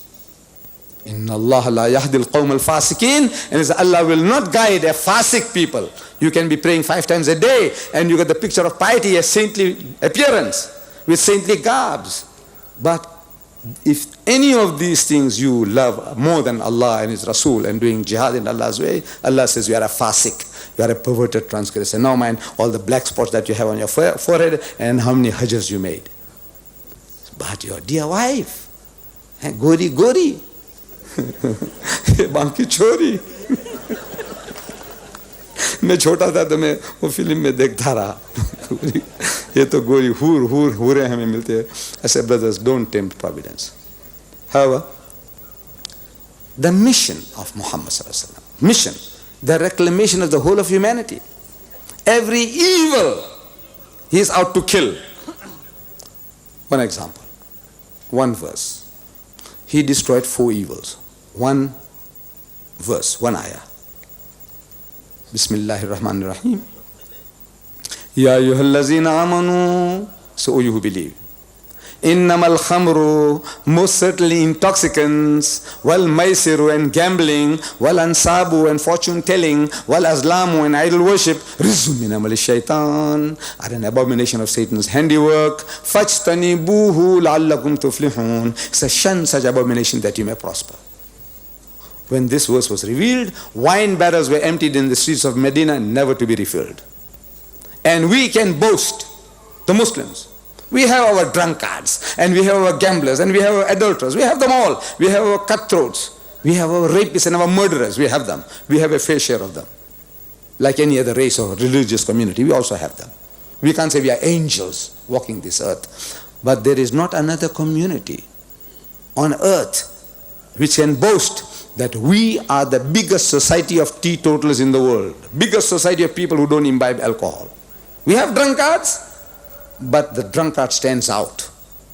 Mr. So-and-so, zara chadhata hai. Everybody knows him. Everybody knows him. See, he stands out. In the other communities is the guy who doesn't drink. I mean, who doesn't drink stands out. There's something wrong with you. You are like a square peg in a round hole. Look, in brotherhood, we have our shortcomings. We bash each other's heads over little things. But in brotherhood, in piety, in charity, in sobriety, we are still, Allah says, kuntum khayra ummatin. We are still the best of people. With all our shortcomings. We haven't got that percentage of problems that the Christian world has. America, you know, in America, there are 11 million drunkards. This is the figure given by Jimmy Swaggart in his book on alcohol. One of these guys I went to debate with. He is the mightiest evangelist in Christendom today, the biggest Jalut. He appears on 2,000 TV stations of the world. His daily budget is $1 million a day. That guy, he says, 11 million drunkards and 44 million heavy drinkers. And he says, like a good Muslim, Swaggart, like a good Muslim, he says, I see no difference between the two. For in his side, this Christian says 55 million drunkards. That nation is worried about your salvation. You know that? There are 42,000 American crusaders, mujahids, raising the dust in the world. At home they are rotten to the core. Last June, the June before, 300,000 sodomites, Qawm Lut, they gathered in San Francisco on a pilgrimage led by 50 lesbians on motorcycles. But they're worried about saving you from hellfire. 300,000, 3 lakh Qawm Lut, sodomites and catamites. Problem, drunkards. Incest. He said 13% of the American people, they commit incest with their own daughters. खुद की बेटियों के साथ खिलवत करते हैं. 13%. That nation is worried about saving you. Look, alhamdulillah, look, we are not angels. We read about something happening in sin, dacoits and this and that and that.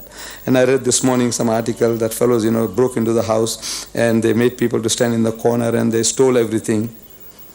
And I'm reading. So alhamdulillah, look, in other countries is murder and stealing. Murder.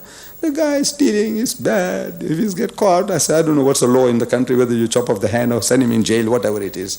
But still there seems to be some mercy in the minds of our thugs and our dacoits. There's some mercy. The guy is stealing, but he's not killing, he's not murdering, he's not raping.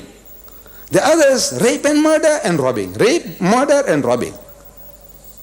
So alhamdulillah, look, we have shortcomings, we can improve. But this teaching is give us the biggest society of teetotalers in the world. A brotherhood which is second to none. With all our shortcomings, is second to none. You go anywhere in the world and you recognize a Muslim and you say Assalamu alaikum, his heart and home opens up for you. Racism, we have racism. Jat, we have. But we are the least racist of any community. We are racist. We are not angels. I'm still a Sindhi and a Punjabi and a Pathan and a Bora. Yes, but we are the least racist of the races of the world, of the other nations. All this as a blessing, our Nabi Kareem Sallallahu Alaihi Wasallam, he came to reclamation of the whole of humanity. And he left with us this book, the Quran, as a book of guidance. And he preserved it for us. He had it preserved. He set a system of huffaz. He had a system under conditions, impossible conditions to imagine, that he could have it recorded on palm leaf fiber, on shoulder blades of animals, on skins, kept in a chest for preservation like an archive. All this he did for us. He left the book with us that we may take it up. The non-Muslim world recognizes that the greatest man that ever lived was Muhammad. But we seem to have lost touch with him. It's about time that we knew more about him. And we knew more about the message that he left behind. With these words, Mr. Chairman and brothers and sisters, I would rather now give you the opportunity of opening out to the House. If you have any questions and even criticism, will be welcome. Jazakallah fid darain. Assalamu alaikum.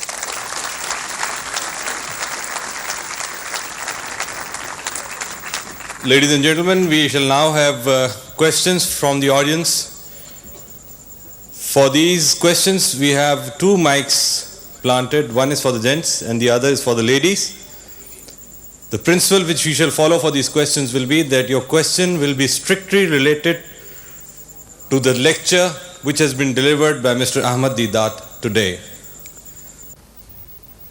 My name is Mrs. Wahidi. I'm headmistress, Happy Home School.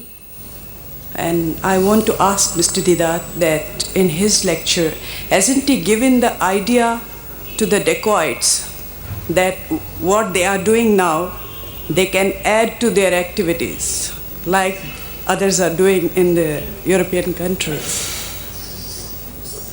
And if they are not killing the people, you suggested him to kill them?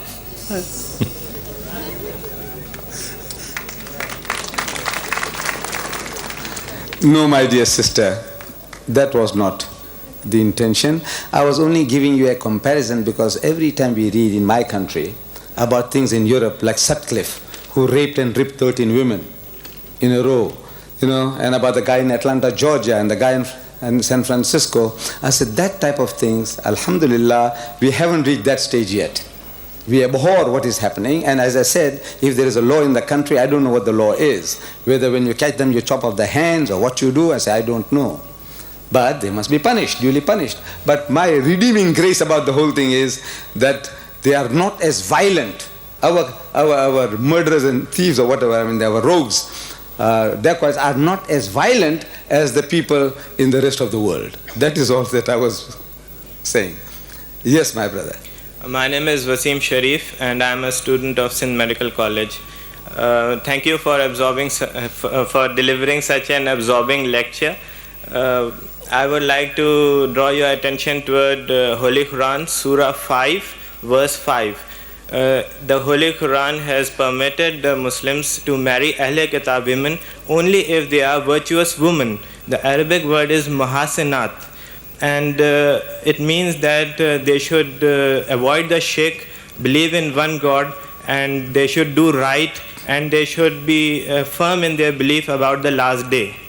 And you have just said in your lecture that Jesus Christ was sent only for the Bani Israel. And you also quoted from Michael H. Hart, and he gave Jesus number 3 position because the founder of the modern day Christianity is Saint Paul, not the Jesus Christ. And I asked a question in your previous lecture that does the Nazarites, which is the term mentioned in the Quran, comes in the vicinity of these modern day Christians? And I believe that the modern day Christians are not the Ahle Kitab as mentioned in the Holy Quran. Because you quoted also from Hitler that wearing human garments doesn't change a monkey to a human being. I asked, how can the Christian become the Ahle Kitab by just wearing the garment of Christianity? I think the chairman said, one question at a time. But the matter is very serious. Yes, the matter is very serious. You were not fair to all the people behind you, and you're not fair to me. You see, now where do I start? The first 2, I think you answered them yourself. You see, and the rest of it also you answered it by half. It was not really questions addressed to me. It was more like a contribution, which now appears to be, you say, is a question. So in other words, I must start picking up the threads wherever you left off and expound this and expound that and expound everything else. In other words, deliver another lecture. I would like another lecture from you on this topic. Yeah, on this topic. All the things that you have touched, they call for talks. Talks on this and that and that and that. Let's pick this up and see what it says. In other words, we won't be doing justice to the audience, nor to the people behind you. And most of it, I think you have the answers. You have the answers already with you. The only thing is, as I explained to you last time, I know you were not satisfied, and it is not possible to satisfy everybody on everything. Yeah. You said that these Nasaras are not the Nasaras of the mentioned in the Quran. Yeah. Because of certain things, you say. But you see, they are still Nasara, the Ahl al-Kitab. When we say Ahl al-Kitab, everybody says it means Jews and Christians. Would you agree to that? Sir, you have just mentioned that we were known as Muhammadans. We accepted this wrong term, but right. It was not fair to call us Muhammadans. Right. So it is not fair to call the Nazarites the Christians. Now, who are the Nazarenes? Have you know anybody anywhere around? I don't know. Maybe they have perished. Then we are talking to the wall. In that case, all this what you read in the Quran, Ya Ahlal Kitab Ta'alaw, they don't exist. Yeah. But, now, you are now in a debating. Now you must go at the back. Okay. You go right at the back. No, go at the back. Go at the back. That's right. That's right.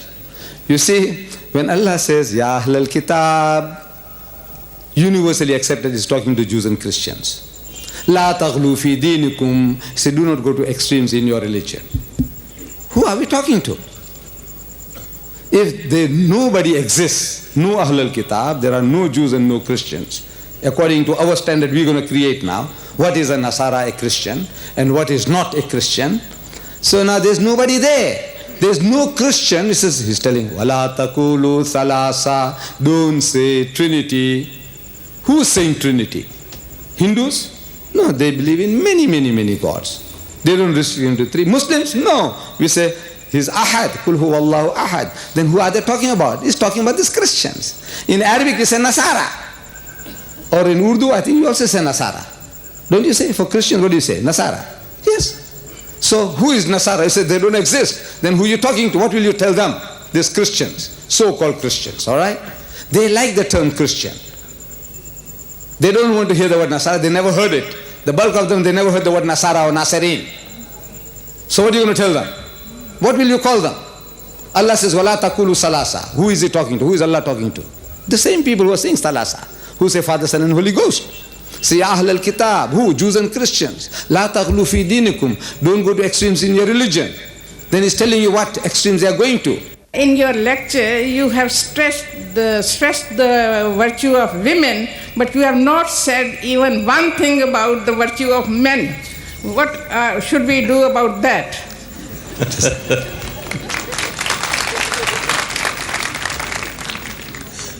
Well, I have to bow my head down in shame, because whatever applies to the women applies to the men. But now here we were talking about marriage.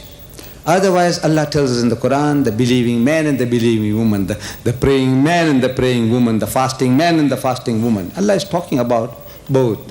When He's talking to the whole of mankind, He's talking to men and women all the time. Duties and obligations of each. But here I was talking about a problem. See, our daughters are not bringing Christian husbands and Jews husbands. They are not. You see, it's the Muslim men. Look, I don't know how many of our daughters brought Christian men from overseas. I don't know whether you know. How many you know in Karachi or Lahore or Peshawar? How many of our daughters we sent for education, they brought white men or Negro husbands here, Christians? How many? I don't know. I don't think so. So therefore it was not a problem from that angle. The problem was the men are bringing women and they are just leaving them as they are. And they're getting the children to be westernized and they get westernized. कहते हैं कि घोड़े को गधे के साथ बांधते हैं. So when you tie a horse to the donkey, the horse can't bray. वो गधा ऊंची ऊंची नहीं कर सकता. I mean घोड़ा. But it starts lifting up its head. Start behaving like a donkey. That's what I'm trying to refer to. My brethren who bring these Christian women and keep them as Christian, they start also behaving like donkeys. In the style of life, in the food, in everything, they're becoming like donkeys. In their cultural values, they become like donkeys. Gadhe jaise bante hain sab. So this was the problem, was the men. I was talking about the men. There is problem with them.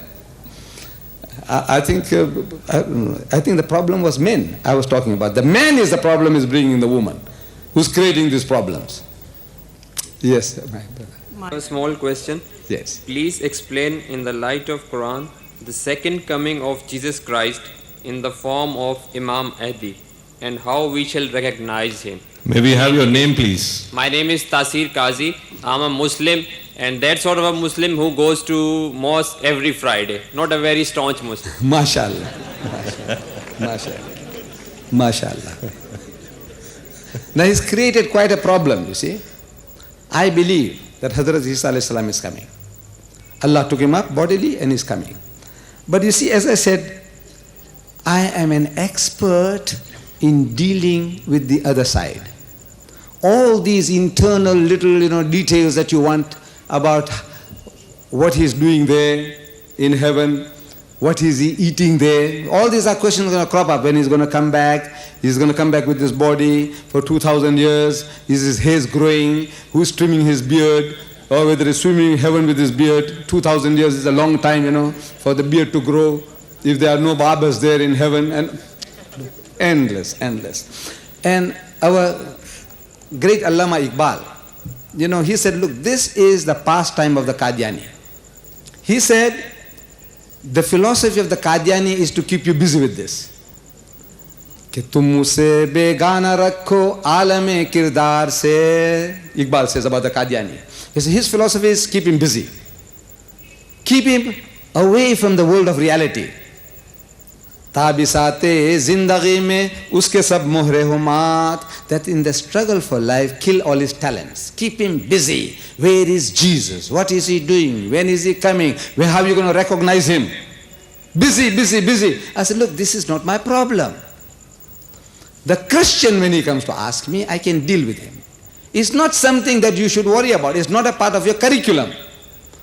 I believe that on the day of judgment, Allah won't ask me. He said, look, my Jesus, how did I take him up? I said, I don't know, you know. So, you know what I was feeding him? I said, look, I don't know, you know. Look, this is not your problem. He won't ask you these things. So what are you worried about? He will ask you, did you warn the people that they were worshipping 3 in 1 and 1 in 3? That they were saying that Jesus is God? That they were worshipping Mary, the mother of Jesus? Did you? They are making insinuation, allegations, blasphemy against Allah. They say Allah has begotten a son. He'll ask you, what did you do? The people were saying that Allah subhanahu wa ta'ala has begotten a son. And he says the most horrible thing, the worst swearing you can give Allah is this. And yet you don't worry about that. You go home and your mother tells you, you know, this guy next door was swearing me like this. Badi badi gali di. You say, you know, how does the paint work? This is very nice. And how did this thing happen? And how did you make the kebab? And how do you make the samosas? What's wrong with you? She is crying. He said, look, this guy next door, aisi badi mujhe gali di, swore me like this. Your wife tells you, your sister tells you, your mother tells you. And you start talking about all these other things. This is exactly what we are doing now. I said, look, let the Christian come forward. And he says, what is he going to do? How are you going to recognize him? I deal with him. This is unnecessary, absolute waste of time. The whole Quran is there telling you what to do, and now we want to now find out some entertainment to say, now look, mental gymnastics, see how this guy can juggle things out, see, and get out of the difficulty. Now look, I'm not equipped for that. Bring me something real to chew, man. That the enemy says this.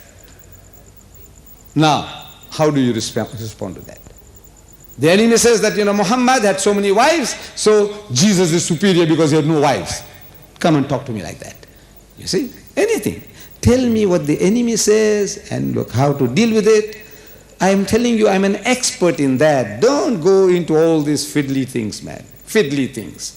You see, keeping people busy. Come.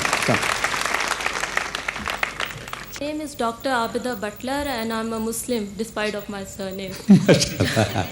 Sir, you've just mentioned that mixed marriages between a Christian woman and a Muslim male bring decline to the strength of Iman the Muslim male has.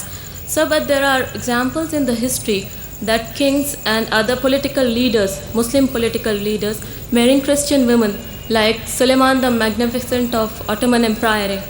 He married a Christian girl, Roxelana, and other Ottoman kings marrying Byzantine women. Sir, do you think it brought some sort of improvement in the quality of Islamic community of that time, or do you think it brought decline? I think the modern examples are far better.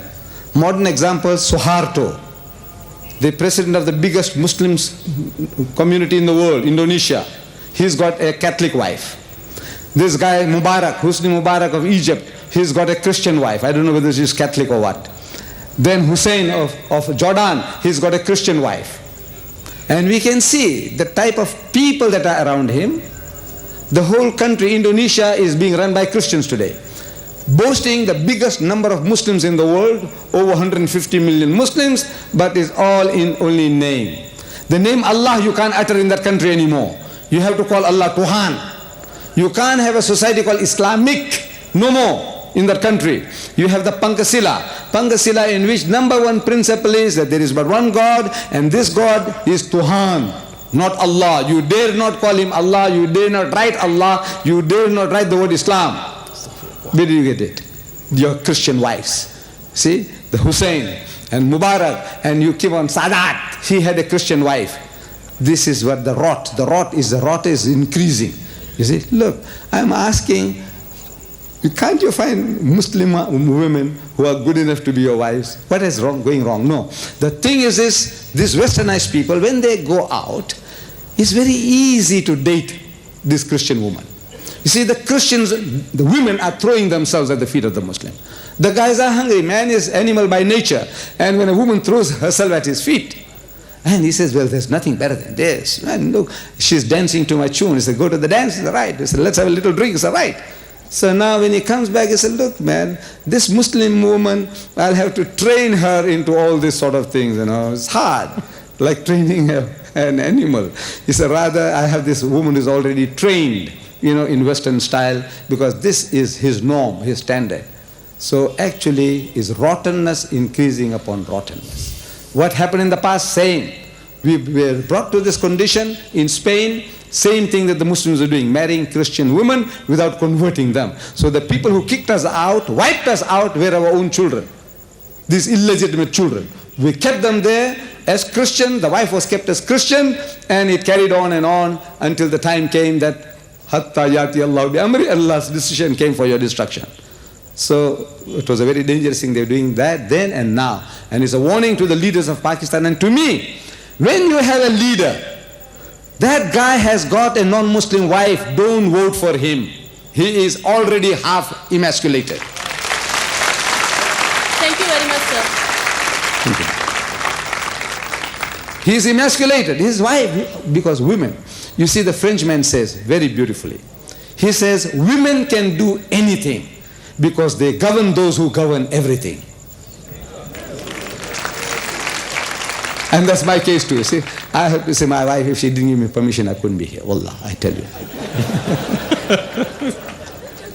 So, my name is Muhammad Mansoor Hassan, and I find I am very fortunate that I attended your last lecture and today one also. You quoted about Holy Prophet, peace be upon him, from Bible and from many other books. But what I find that you quoted nothing from Evangelium Barnabaski Injil. I've read that book and I find that that book is very near to Islam.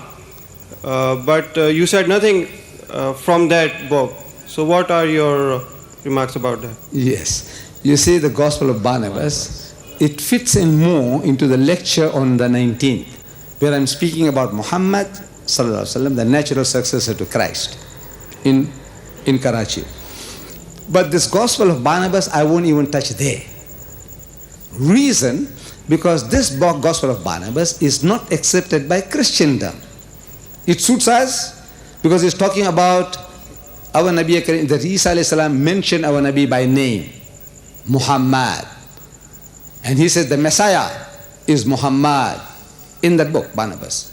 And we know that we say the Messiah is Isa, Masihu Isa ibn Maryama. He says, but maybe it will be like it, because he says that there was no crucifixion. You see, that somebody else was substituted. Everything that the Muslim wants to say, Barnabas is saying it.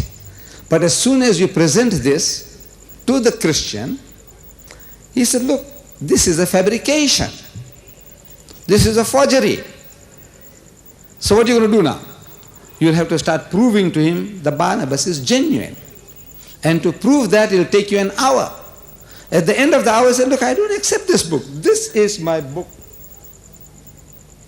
This is my book of authority, the Holy Bible. I believe in this, not in Barnabas. So you wasted your hour. And Allah Bari Ta'ala is telling you, don't do silly things like that. He says, whenever they make a claim, وَقَالُوا, and they say, لَنْ يَدْخُلَ الْجَنَّةَ إِلَّا مَنْ كَانَ هُودًا أَوْ نَصَارًا, that you Muslims will never enter Jannah unless you become a Jew or you become a Christian. So Allah says, tell them, tilka amaniyuhum. This is their wishful thinking, vain desires, hallucination, bakwas. Qul, tell them, how to burhanakum. Produce your evidence. In kuntum sadiqeen, if you are speaking the truth, let us have a look at your proof of all your claims. That Jesus is God, the sin is inherited, that he was crucified. Whatever he claims, kul hatu burhanakum. Produce your evidence. So he produced it, the Bible, in 2,000 different languages. He says, my Bible says this, my Bible says that. So now deal with the book that he's got in his hand, he accepts. And you can do the job with the book in his hand. Why go for Barnabas when he doesn't recognize it? Me and you, sons of the same father, we have a dispute about the will of our father. and you tell me that this copy that you have is the genuine one. The one I have you think is forged. Mine is forged, yours is genuine. And I have a glance at the one you have, and I find that that clause 5 refers to me, and I can prove it to the court. Why should I waste my time trying to disprove that will? I said, right, okay, we accept that will, let's go to court now. We find now what belongs to whom. So before the judge, I said, you see, sir, this is accepted by as common cause between me and my brother that we believe in this last will and testament of the father. But you see, sir, clause 5. Now we read clause 5, and I said, now I give you explanation. He said, look, it's talking about me, me, me. And the judge can see my point of view. This is right. You get what you want. So why should I waste my time if you accept that certain document and I can use that document to prove my case? There is no better way. Common cause, start from there, do the job. Instead of introducing a third factor, and then you argue and debate, at the end of it the man says, I don't accept the book. Therefore, I don't touch it and I won't touch it. Thank you. The lady may ask a question, please. Please. Assalamu alaikum. My name is Maliha Anwar, and I wanted to ask a question. Actually, I would request you to ask your question slightly louder so that all can hear you. The question is the Christian-Muslim conflict. Like when I'm discussing with the Christian, the Christian says that Jesus is great because he was born with divinity, with the divine Father. And I say, that's blasphemy, you're wrong. And God would not do such a thing. But he says that why are you limiting God by saying he can't do such a thing? He can do everything. Why can't he do such a thing? And guide me to give an answer. Beautiful, beautiful. You see, now this is the type of thing, look, maybe I haven't got the answer myself, but what she has done is she's activating my mind to find an answer because this is my field. You see? Now, the Christian says, you may sit down, sister, it's quite right. The Christian says that Jesus has begotten a son. Allah ne beta jana. He's given birth to a child. Why can't he do it? Now that's his point of reasoning. He can do what he likes. So you see, he can do what he likes. He can do what he likes. He says there's nothing that he can't do. I said, no. There are things that even Allah can't do, God can't do. Now he's flabbergasted. Because he wants you to accept the statement that he can do anything, and if he wants to, he can do.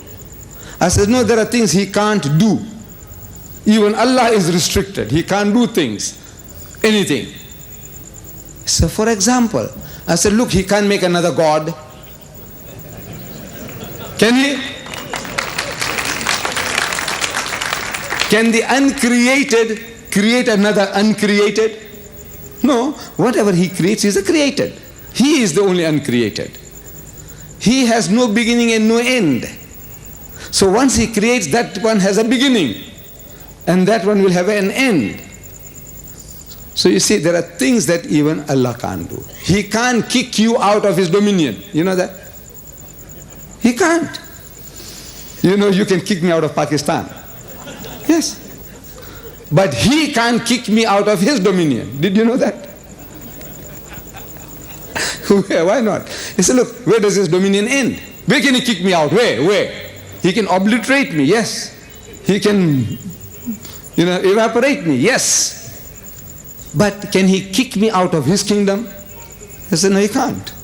Because his kingdom, extends over the heavens and the earth and things that you imagine and you can't imagine. He's there everywhere. So where? No. You see, this type of logic, you're doing gymnastics, with thinking, talking, words. What does he say? What does he say? If he begot a son, did he beget a son? He said he can. So if he can have one, can he have more? Of course he can have more. If he can create one begotten son, or him coming into Jesus once, because they say he is God, come down to earth as a man in that form. Why can't he come as Rama? Why can't he come as Krishna? Why can't he come as Buddha? Why can't he come as Gandhi? Why can't he come as you and me? Now look, come on, open up, man. Look, the Hindu is more charitable, he is more reasonable than the Christian. You're restricting him to only one. Then in a billion years, he only created one.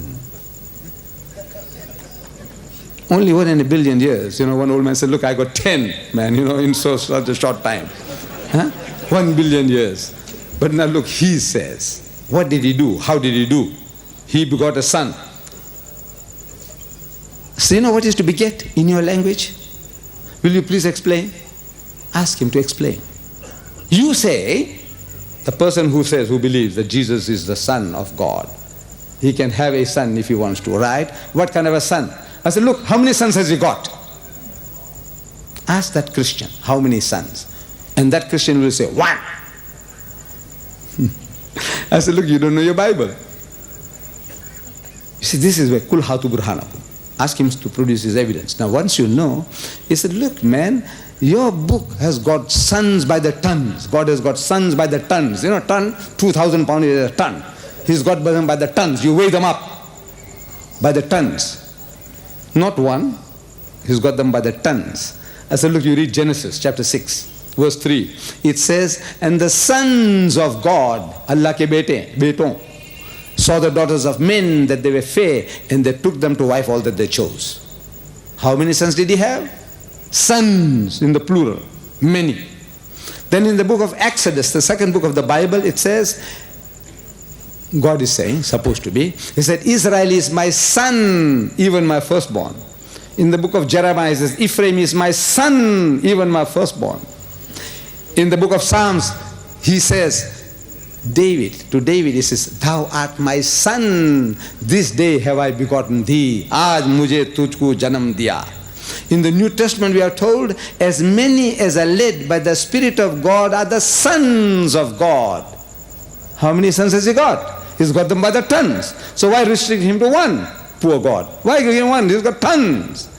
So what does it mean? See, in the language of the Jew, in the idiom of the Jew, Son of God meant what we say, Allah wala hai. That's what it meant. A man, godly person. They said, Son of God. And God has got sons and daughters. And when the sons of God came into, and he says, so when he says, and they all came to him, his sons and daughters, all this is the language of the Bible. You see? So this is a metaphorical language. That God has got sons by the tons. But they said, no, he is the only begotten son. Ek hi jana hua beta. The others were created by God. But this was, usko janam diya, begotten. So ask him, what is to beget in your language? Please explain. Because begetting is an animal act. It belongs to the lower animal functions of sex. Are you attributing such a quality to God, that God begot a son? Then this word begotten is now thrown out of the Bible. Look, as you know, they threw it out as a fabrication. Then if Jesus is the only begotten son, in the book of Psalms, God says, I will declare a decree unto thee, to Daud alayhi salam, that thou art my son, this day have I begotten thee. And David was begotten long before Jesus. So how many begotten sons has he got?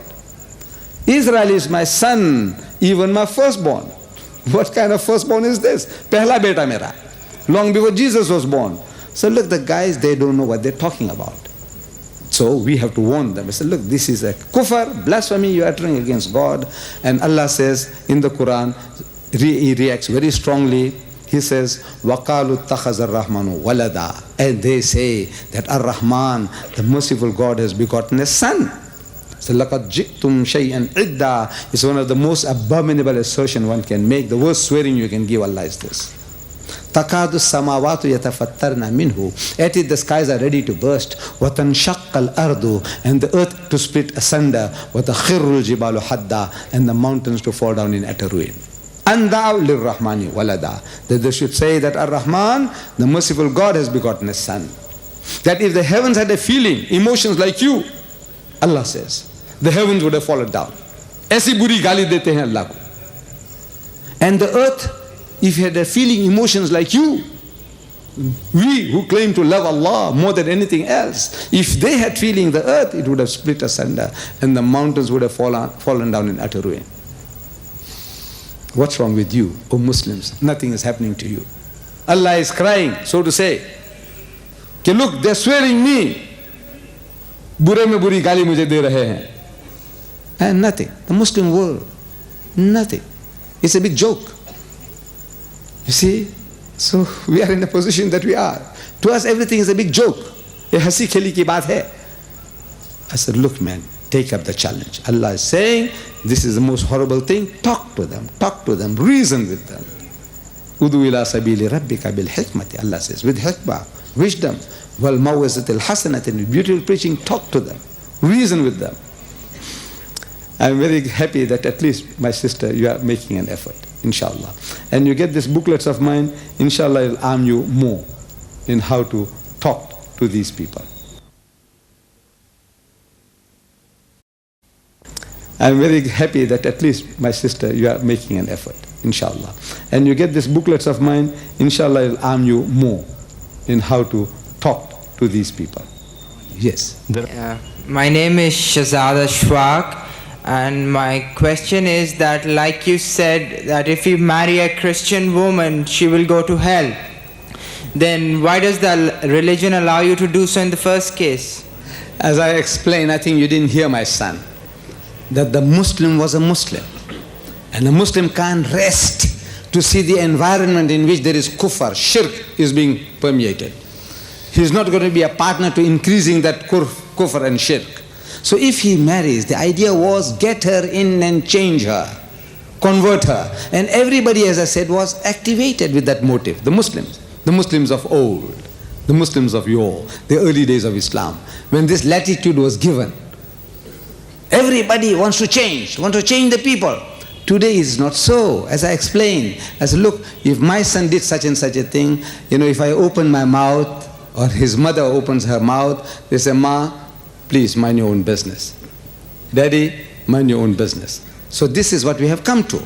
Once you have come to that stage, I said, look, you are now tempting providence. You're going to create more and more problems. And you're going to leave her as a Christian woman. And your children will be also Christianized.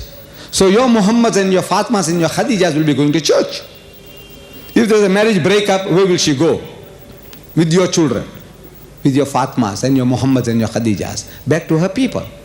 See this English wife of yours, for example. If there's a divorce, where will she go? She'll opt to remain here or she'll go back to England or America. Where? Back home. At home, aunties and grannies, they're going to church. Where will she go? To church. With your little Fatimas and your Muhammads and your Khadijas. Where? To church. So you can be a Khan and you're a Pathan and what not, with Sayyids and what, and your child is a Christianized. Right? So I said, look, what you are doing, you're creating more and more problems. You're creating more non-Muslims. You're creating more mushriks. Instead of changing the woman and the children, you are now reproducing more mushriks. People who do shirk and swearing and abusing Allah. Can't you see? If you die, you meet an accident, you die, where is she going to go? She'll love to remain here without her lover, without her glamour boy? Will she remain here with your mother, with your granny? No. Where does she go? Back home. With who? With your Fatmas and Khadijas and Muhammads. Now you see, it's not the same as what it was. The Islamic Empire, the Muslim, you got some woman from outside, a Christian woman, everybody, the environment is Muslim. Everybody is Muslim-like. But we are Muslims in name. Naam ke Musliman hai hum. We say Muslim, but we are really far away from it. Yes, my son. My name is Rashid Anwar. In your lecture, you said that Hazrat Isa said that Hazrat Yahya was Elijah, and Hazrat Yahya contradicted it. So, can you elaborate? Yes. You see, this is a dispute that's going on in the Bible. The dispute is that when Hazrat Isa alayhi salam said that Yahya alayhi salam is the man that they were waiting for. Like, his second coming of Elias. So they go to ask him. He was in prison at the time. So the Jews, learned men of the Jews, they go to him and they ask him, art thou the Christ? Are you the Messiah we are waiting for? He says, no, I am not. Because it was the Messiah was Isa alayhi salam. He was the Messiah. So he said, I am not. Then they ask him a second question. Art thou Elias? He says, no. Then they ask him a third question. Art thou that prophet? And he said, no. They asked him 3 questions and he said, no, no, no. Now this no gives a lie to Jesus. So the disciples of John, they didn't believe in Jesus. Because they said, look, he is not the man. He's telling me that this is John, he is Elias, and he says, I am not. Like somebody comes asking you, say, where is this fellow DEEDAT? So you point to me. Okay, this man here at the mic is DEEDAT. So the guy comes to me, says, are you DEEDAT? I says, no. What does it imply? Either you are a liar or I am a liar. But now we will not go into that dispute between Jesus and John, because both of them are messengers of God. We accept them both. Yahya alayhi salam as a prophet of God, Isa alayhi salam as a prophet of God. As such, we will not like to say who is speaking the truth between the two and who is lying between the two. This is a problem for the Christians. But what we can benefit from is the third question. Art thou that prophet? You see, 3 questions. Art thou the Christ? He says, I'm not. Art thou Elias? He says, I'm not. Art thou that prophet? And he says, I am not. Now that prophet is our Nabi Kareem Sallallahu Alaihi Wasallam. Now we can deal with that aspect on another occasion.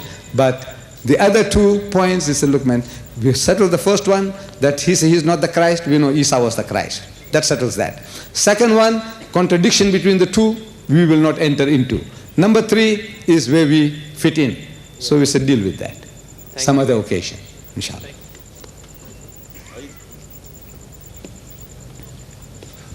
Sir, you very nice. My name is Raisuddin Khan Shirani. You very nicely explained the situation about conversion in Sialkot and other areas in Pakistan. Before I ask my question, I'd like to relate an incident I had in New York.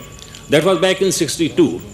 I had an American friend. His daughter was a nun under training in the headquarters of Catholics at Sparkhill, New York. I happened to be at the time when they were having their annual function. This family took me there. I was surprised to find that every nun, even the mother superiors, everyone very keen to know, very keen about Pakistan, and they looked to be very knowledgeable about it. They talked about Daska and Sialkot and what have you, all those places.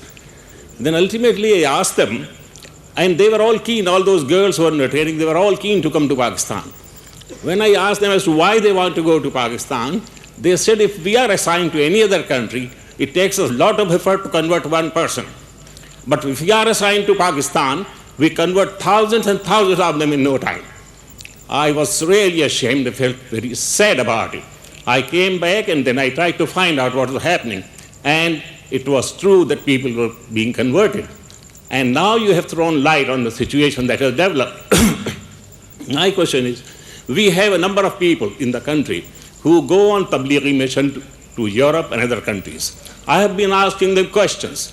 I said, look, you go to Europe and here right with you in your own country, thousands of people, not thousands, I will say millions of them have been converted to Christianity through distribution of milk powder, clothing, free education in the education institutions where we pay fees very heavily and those new converts are given education free of charge.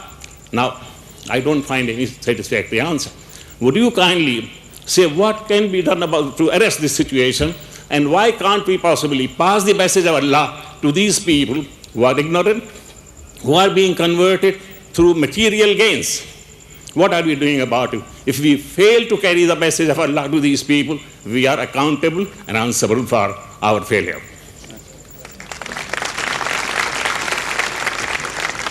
Thank you. I'll answer that. Yes, sit down. Yes, thank you. Everything the brother says, I agree. I agree with him. that the situation is as he has explained. With regards to our brethren, very pious brethren, while I was relaxing this afternoon, charging my batteries for this evening, because I start early and it's on and on and on, I have to charge the batteries, old batteries, they get run down very quickly. So a telephone comes along and my brother answers it, my brother Abdullah, and it was from a brother from the Tablighi Jamaat, you see. And my brother was telling me, I said, look man, you people come to our country, the Tablighi Jamaat. It's a bigger stronghold in my country.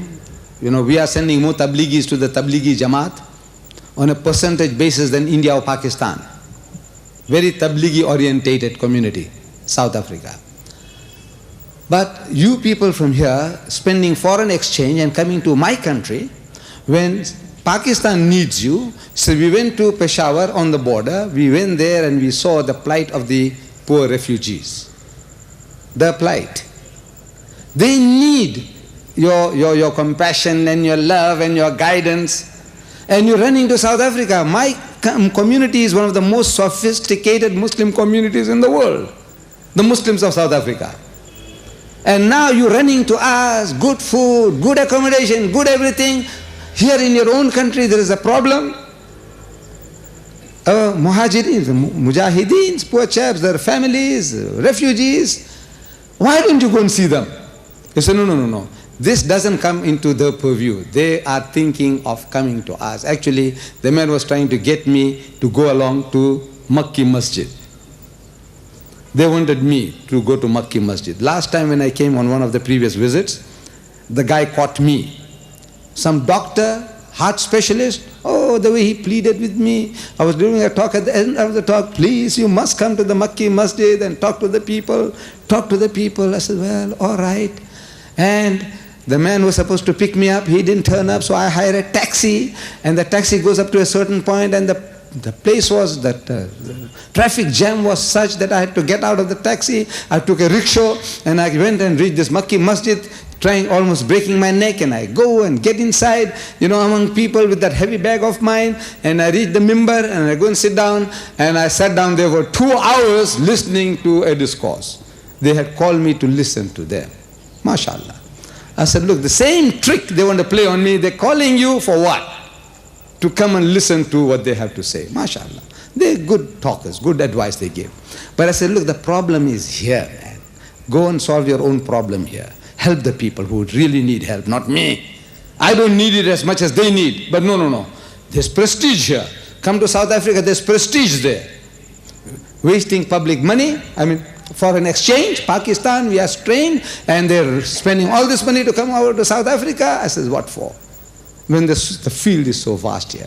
With regards to the Christians, as I said, there are more than 200,000 in Sialkot, Christians. And Muslims are getting converted also. So our brethren, they said, no, these are the untouchables, the low caste people, the achuts. This is a way out. It's not Muslims. I said, look man, don't be too presumptuous. Look, here is a book by Christian missionaries. They call Jesus More Than a Prophet. What they're trying to say is that Jesus is not like any other prophet, he is a God. And he says here, 15 Muslims from among the Afghan, these refugees, tell how they found forgiveness, release, and new life in Jesus Christ. And they give you names. All fiction. Yeah, it's very nice. Jhoot hai. This thing is jhoot hai. This Sultan Muhammad Paul, jhoot hai. Everything. Look at this. Why I became a Christian? By Sultan Muhammad Paul. Sultan Muhammad एक पाकिस्तानी था, वो मुर्तद बन गया. Now he is also Paul. क्या बोलेंगे तो झूठ है. He's writing his whole story, what happened, how it happened, how he was debating with the Christians, and at last he found out that the Christians were right and he was in the wrong, and he's become a Christian. And then inside they give you Quranic verses from the Holy Quran, to convince you that he is in the right. So what you do with the Quranic verses in the book, you kiss it and you put it next to the Quran. That's how we are trained. When you see Allah's kalam, what do? You can't tear it, you can't burn it, you can't throw it. Bosa do, Allah ke kalam ke saath rakho. From Sufism to Christ, there is Abdul Subhan, Subhanallah, Abdul Subhan, wo murtad ban gaya. Now he is John Abdul Subhan. Inside, verses from the Quran. What you do? Kiss it, put it with the Quran. The Great Commission, you and the Muslims. This is the Great Commission, you and the Muslims. You meaning the Christians, you must do the job. These are the people, benighted people, these heathens, they are lost. Inko bachao. This is the Great Commission that God has given you, the Christians. This book deals with that. Allah or the God of the Bible, what is the truth? And they tell what Allah is. You know, tabiyat bigaad deta hai khabis log. Here, Abdul Hakim, he writes a book, Abdul Hakim. Badshahi Masjid on the cover. It looks like a Pakistani and a fellow bareheaded, anything. Inside, verses of the Quran. What are you going to do? Kiss it, put it with the Quran. Here, Mr. K.K. Alawi, Muslim, born Muslim. Now he's a murtad. He's written this book, beautiful book, in 4 colors. Look at it. Free. Inside, verses of the Quran. They know how to catch fish. See, they know that this Muslim is going to bite this. And once he has it in his hand, he can't throw it. He's trained not to throw Allah's kalam, not to burn it, not to tear it. So you're going to protect it now. The enemy weapon, snake in the house, you're going to protect it. Look, he knows how to catch fish. Look at this. Christian witness among Muslims. You see on the cover a Nigerian or a Ghanaian or a Sudanese, he's reading the tasbih. Subhanallah, Subhanallah, Subhanallah, or whatever. And at the bottom is written, Inna Allaha yubashiruki bi kalimatin minhu. This is from the Holy Quran, that Allah gives you glad tidings of a word from Him. Ismuhul Masih, His name will be the Messiah. Isa ibn Maryama, Jesus son of Mary. What do you do with it? Bosado, and put it with the Quran. All this, and many more. Look at this. Al-Kitab. Have you seen anything like this before in your life? Look at this. Al-Kitab. Immediately, in your mind it says, Zalikal kitabu la rayba fi hudal lil muttaqin. No, this is the Gospel of Matthew. Look what they are doing. For nothing? They're getting no results, no fruits? No. We have Muslims also becoming murtad. He said, it's not possible. One brother was fighting, arguing, he said, a mujahid is a mujahid. How can he be converted? I said, look, the mujahid will give his life. But intellectually, you know, there are Afghans, an Afghan is fighting the other Afghan, an Afghan who is a communistically inclined, who doesn't believe in God. From the same people, there's another Afghan, maybe same family, he is a mujahid. So how did the other Afghan become like that? Programmed, brainwashed. You can brainwash anybody into anything. This is how Allah made us, all of us. If you have sufficient amount of time and patience, you can change anybody. Continuous hammering, you know, drop by drop, rocks get worn out. The mind of man is made to change. Constant change is taking place. Your thoughts, your ideas, you're not thinking exactly you think you are. A continuation, no. You can be contradicting in your thoughts from what you were thinking 5 years ago, last year, or now. You are the same person, but you think there is a consistency in your thinking. There isn't. If it was all written down, no man can be consistent in his thinking all your life. Why? We are being programmed. We are getting brainwashed from our environment, from people. What is this newspapers doing? What are the radios and TVs doing? They are trying to program us. And Allah knows that this mind of ours can be programmed into anything. So He wants you to remain according to His data material, His programming. So He gave us the Quran. We must be computerized with the data material of the Quran. In other words, each and every Muslim ought to be Hafizul Quran. At any given moment, you should reflect the Quran. But he knows that it is not possible for all his creatures to memorize the whole book. So the second best he gives us is 5 times a day, you go and pray, you make salat. What do you do in your salat? We are rehearsing the commands of Allah. We are reminding ourselves. Actually, Allah is talking to us. That means we program ourselves with His instructions. This is what we are supposed to be doing. But because we don't do that, we will get the sawab. Fard ada ho jayega. You know, you're supposed to go 5 times a day, and if you go, Allah won't say, why didn't you make salat? That He won't ask you.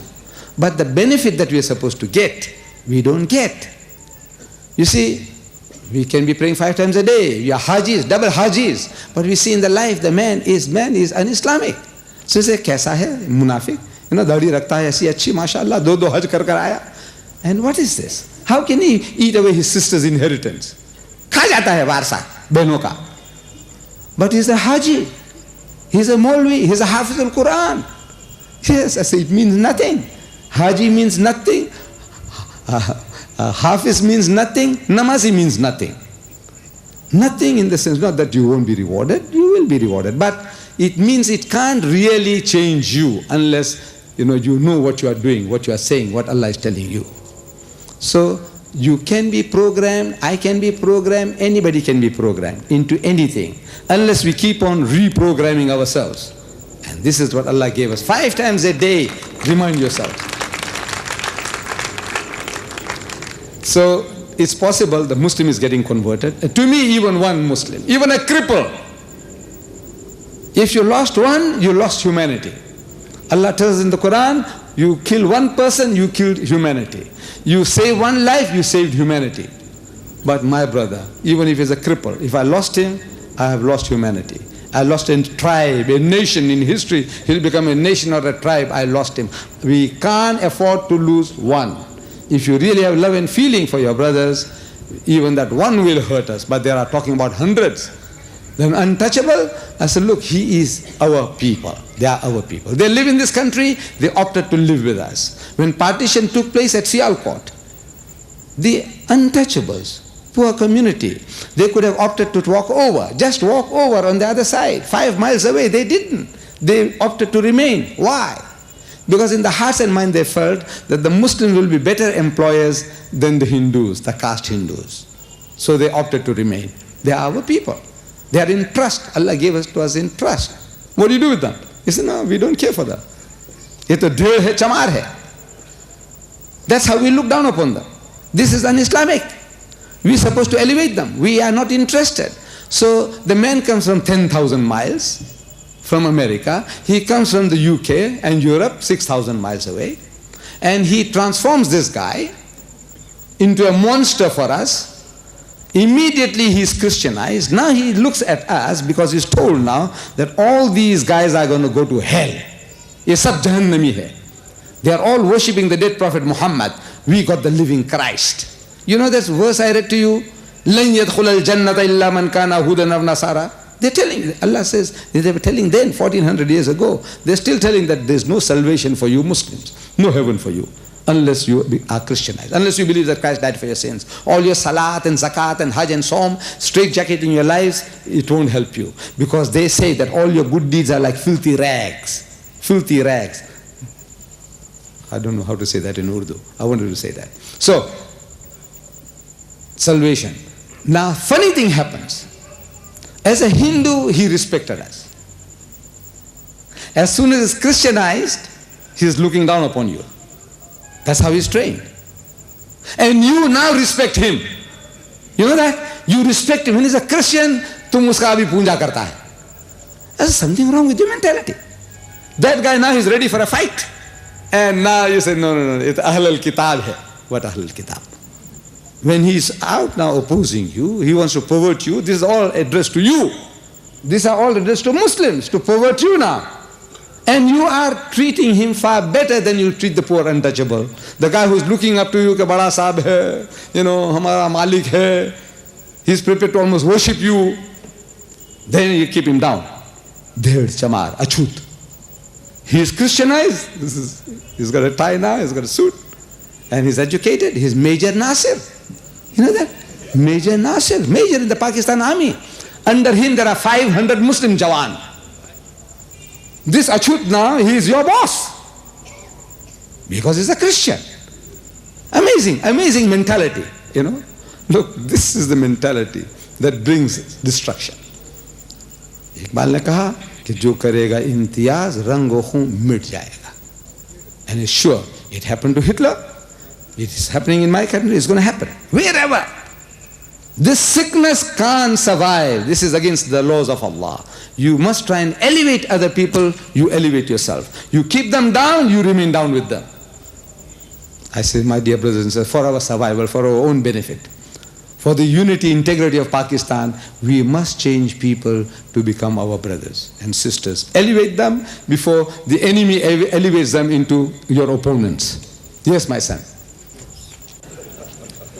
Assalamu alaikum wa rahmatullahi wa barakatuh. My name is Basil Amir Mustafa and I'm a student in Jamiatul Ulum al-Islamiyah. MashaAllah. I just want to take the opportunity to my fellow Muslim brothers and sisters to please make dua for my mother and father that they are Christians themselves and my family, to the best of my knowledge. In midst of the discussion that, the lecture that you have finished giving, I feel very highly pleased how great our beloved Prophet Muhammad sallallahu alaihi wasallam is. And but there's one figure that he had. I want to make sure. I don't want to make it long. Which was to propagate Islam, which was to enjoin the good and forbid the evil. Now, alhamdulillah, you for exactly 40 years have been doing this according to the best way of your knowledge. This is the tariqah. For the common Muslim, for the ordinary Muslim, being that Islam is a practical religion, what is your suggestion? I mean, you directly point yourself to a particular group of so-called tablighi. It sounds like a sect. All Muslims who recite the kalima la ilaha illallah Muhammadur Rasulullah is his obligation to propagate Islam. But in midst of all of this, what is the Muslim here right now? What should be his fikr? What should be his concern, his intention as to enjoin the good and forbid the evil, first of all within himself, to increase his iman, and for the rest of the humanity. And if this is within concordance of your niyat from the beginning of your mission as far as trying to propagate Islam. I also was thinking about you earlier today. I didn't know it was AHMED DEEDAT, but I didn't care less, so I just brought a little present. I brought a gift. It's not 50,000 riyal, but I wish to extend my gratitude as a Muslim brother. This is a sunnah of Prophet Muhammad sallallahu alaihi wasallam. This is ikram muslimin. So if you can permit me after to give you the... I will accept it. Okay. Thank you very much, ladies and gentlemen. After this, we'll allow only 2 more questioners. Right. Assalamu alaikum. Jazakallah. You see, what I was saying was that our brethren from Pakistan, you are running to South Africa, spending foreign exchange and wasting thousands of rupees. When you are needed here at home, you see, as our brother, he said, that pray for my mother and my father, because they are still Christians. In other words, if they were around, he leaves them. Look, circumstances brings him here, he's studying here. That's what I understand in Pakistan, mashallah. But when he returns home, his first objective should be to share this deen with his mother and his father. No? Yes. Charity begins at home. Your own father and mother, they're going to go to hell, and you're worried about people in China? There's something wrong with you. You worried? What about? You try. If they don't give you a hearing, they don't want to listen, they want to fight you. Like Hazrat Ibrahim alayhi salam, when he was reasoning with his father, he reasoned with his father, Ya Abati, Ya Abati, Ya Abati, oh my father, oh my father. And at the end of it, the father reacts, he says, hey Ibrahim, get out of my sight for a good long while, otherwise I'll stone you to death. That's different. He gets out of the way. But primary duty to your own. Here you are a Pakistani, you're going to spend foreign exchange, you're spending thousands of rupees in South Africa to come and look after me and my people, when we are better off than the average Pakistani in every respect. And here are your brethren, poor benighted brethren. Unfortunate brethren, victims of circumstances. You're not interested in them. I want to know what you want in South Africa. That's what I was asking. I'm not saying that you're not doing good work, doing mashallah, good work. But look, charity begins at home. This is your home. These are your people first. If they won't listen to you, if they want to shoot you, kill you, then you say, look man, I have to run somewhere else. I want to do... Well enough. The point is well made then. But otherwise I said, look, you should start with your own people. And they need you more than my people in South Africa. Why are you running to... Then there's something wrong with your motives. My name is Tasneem. And I wanted to ask you a question about the day of accountability. You see, I've asked a lot of people, and I've also asked my Maulvi Sahab, and I've always got a negative answer. What I wanted to ask is that only the Muslims are going to go to heaven? Because what he said is that I asked him that there are a lot of Christians who are morally quite good. That besides all these things that we are doing, we are supposed to do, you have to do that love and feeling you ought to have for Allah and His Rasul and doing jihad in the way of Allah.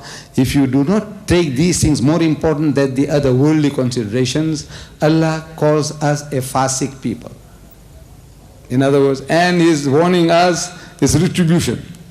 So there's no guarantee for the Muslim to say, because I read the kalima, I'm going to go to heaven. There's so much involved in saying, reading the kalima. There's so much involved in saying, I believe in Allah. Just saying, I believe in Allah does not guarantee heaven. But the Muslim feels at the back of the mind that, look, I know I'm going to bear some little punishment. My hairs might be singed a little bit, jara jalaya jayega. But in the end, I will be going to heaven. The Christian, the Hindu, they'll go definitely to hell. This is the last question, please. So, he's going to go to hell. And that gives us satisfaction. As the same as it's giving the Christian satisfaction. He also feels the same way that somebody died for my sins, I'm going to go to heaven, and all these guys are going to go to hell. To me now, I should be more worried about myself than the Jew or the Christian or the Hindu. More worried about myself first. Save yourself, Allah says, and your family. Self and family. So in saving yourself and your family, we have to behave right. And we have certain responsibilities, sharing the deen with people. We have people working for us, as I said, working for us. We say they are achuts. They are working for you and they're looking up to you, but we are not interested in them, in changing them, in Islamizing them. We are not interested. So on the day of judgment, let us assume that you and I, for our good Islamic behavior, praying 5 times a day, had been for Hajj, and we were fasting and giving zakat, and we abstain from the major sins, and Allah says, look, my garden is open for you, any door, any gate, go. And you start walking. Behind you, my sister is coming along, the servant girl of yours, the one who was cleaning your toilet and washing your dishes and washing your clothing. She's following. And the angel of God stops her, say, where are you going? He said, no, I'm going with my mistress. You know, she was very good to me. I like to be with her. I like to serve her in heaven. He said, no. It's not for you. You are a mushrik. You were a Hindu, weren't you? He said, yes. You are a mushrik. So what is that? Oh Lord, I don't know what is a mushrik. He said, didn't your mistress tell you? He says, no, she didn't tell me. You are questioned, did you deliver the message? He says, no, my Lord. Why didn't you? He said, I was too busy. Sir, you're too busy. So I'm telling, I said, look, if she goes to hell for her shirk for 5 years, you will go for 10 because you made no effort to save her. So really speaking, we are in trouble. We are now in the forefront. You don't do your job, look, Allah will question us. Your duties and responsibilities are ours. As Muslims, we were supposed to share. You didn't do the job, so you will also have to be punished. How much? How? That's left to Allah. But to me, my problem is that I want to be on the safe side. To say, Ya Bari Ta'ala, I tried. And that's all also He'll ask you. That I tried. Allah says, فَذَكِّرْ إِنَّمَا أَنْتَ مُذَكِّرْ. You deliver the message because it's your duty to deliver the message. Lasta alayhim bimusaytir. You will not be questioned regarding them. Illa man tawalla wa kafar. Why they accepted or why they didn't accept, Allah won't ask you. But He will ask you, did you deliver the message? And if you say no, I say you and I will be in trouble. So save ourselves, save our own skins, do the job. Don't worry about the other people going to hell. Just fear that, let's hope Allah don't put us into hell for our neglect. Yes, this is the last question. This will be the last question, sir. Yes. Assalamu alaikum. My name is Abu Bakr Bilwani, and I seek your guidance regarding a question posed by a non-Muslim regarding existence of Allah, existence of God. I was having argument with a Hindu fellow who was worshipping his God. He said this is the God of Lakshmi, this is the God of power, this is God of success. So I said, these are all stones and you are worshipping them. Why don't you become Muslim and worship the Allah? He said that if you prove to me that Allah exists, then I will become Muslim. I told him that God has created you, God has created me. He has created the entire world, the mountains, the sky, the earth, the sun, the moon. And so God is there. He said these are all the indirect evidences of existence of God. He said if you give me some direct evidence of existence of God, then I will become Muslim. I told him that okay, if you are not convinced with this, then you tell me what is the direct evidence of God, existence of God. Then he said I don't have.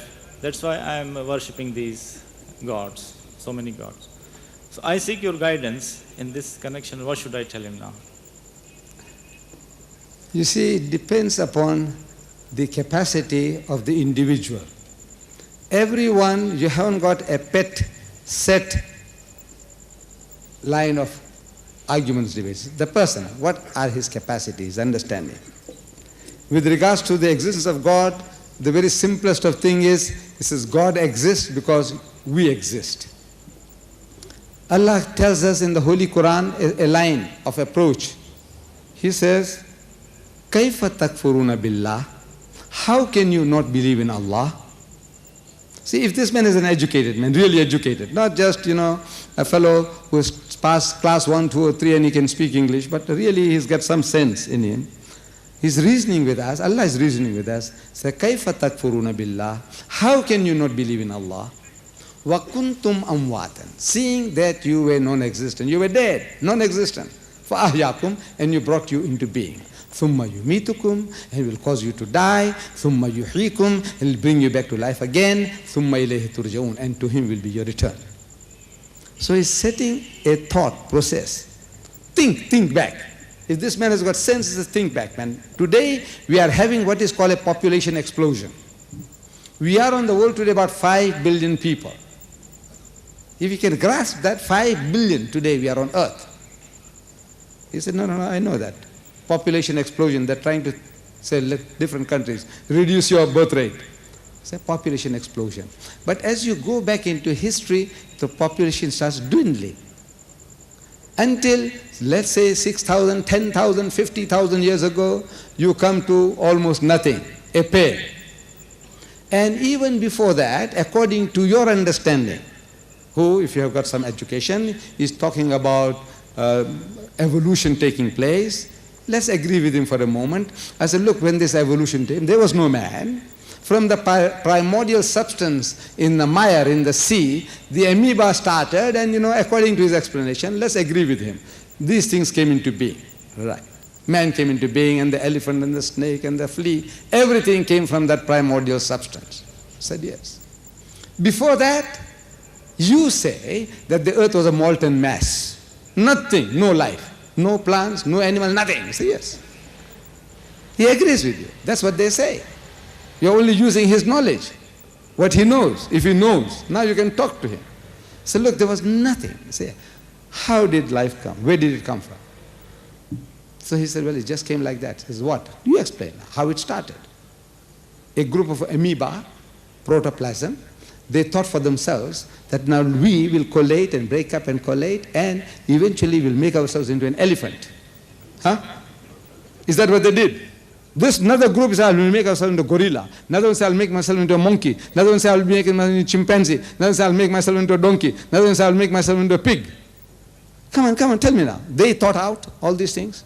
This amoeba, which got no brains, it had the brains, now created this man. It must have eyebrows. So look at your eyes, how it is protected. How many times you had blue eyes and your eye was not damaged because of this construction? Man, each and everything is a miracle.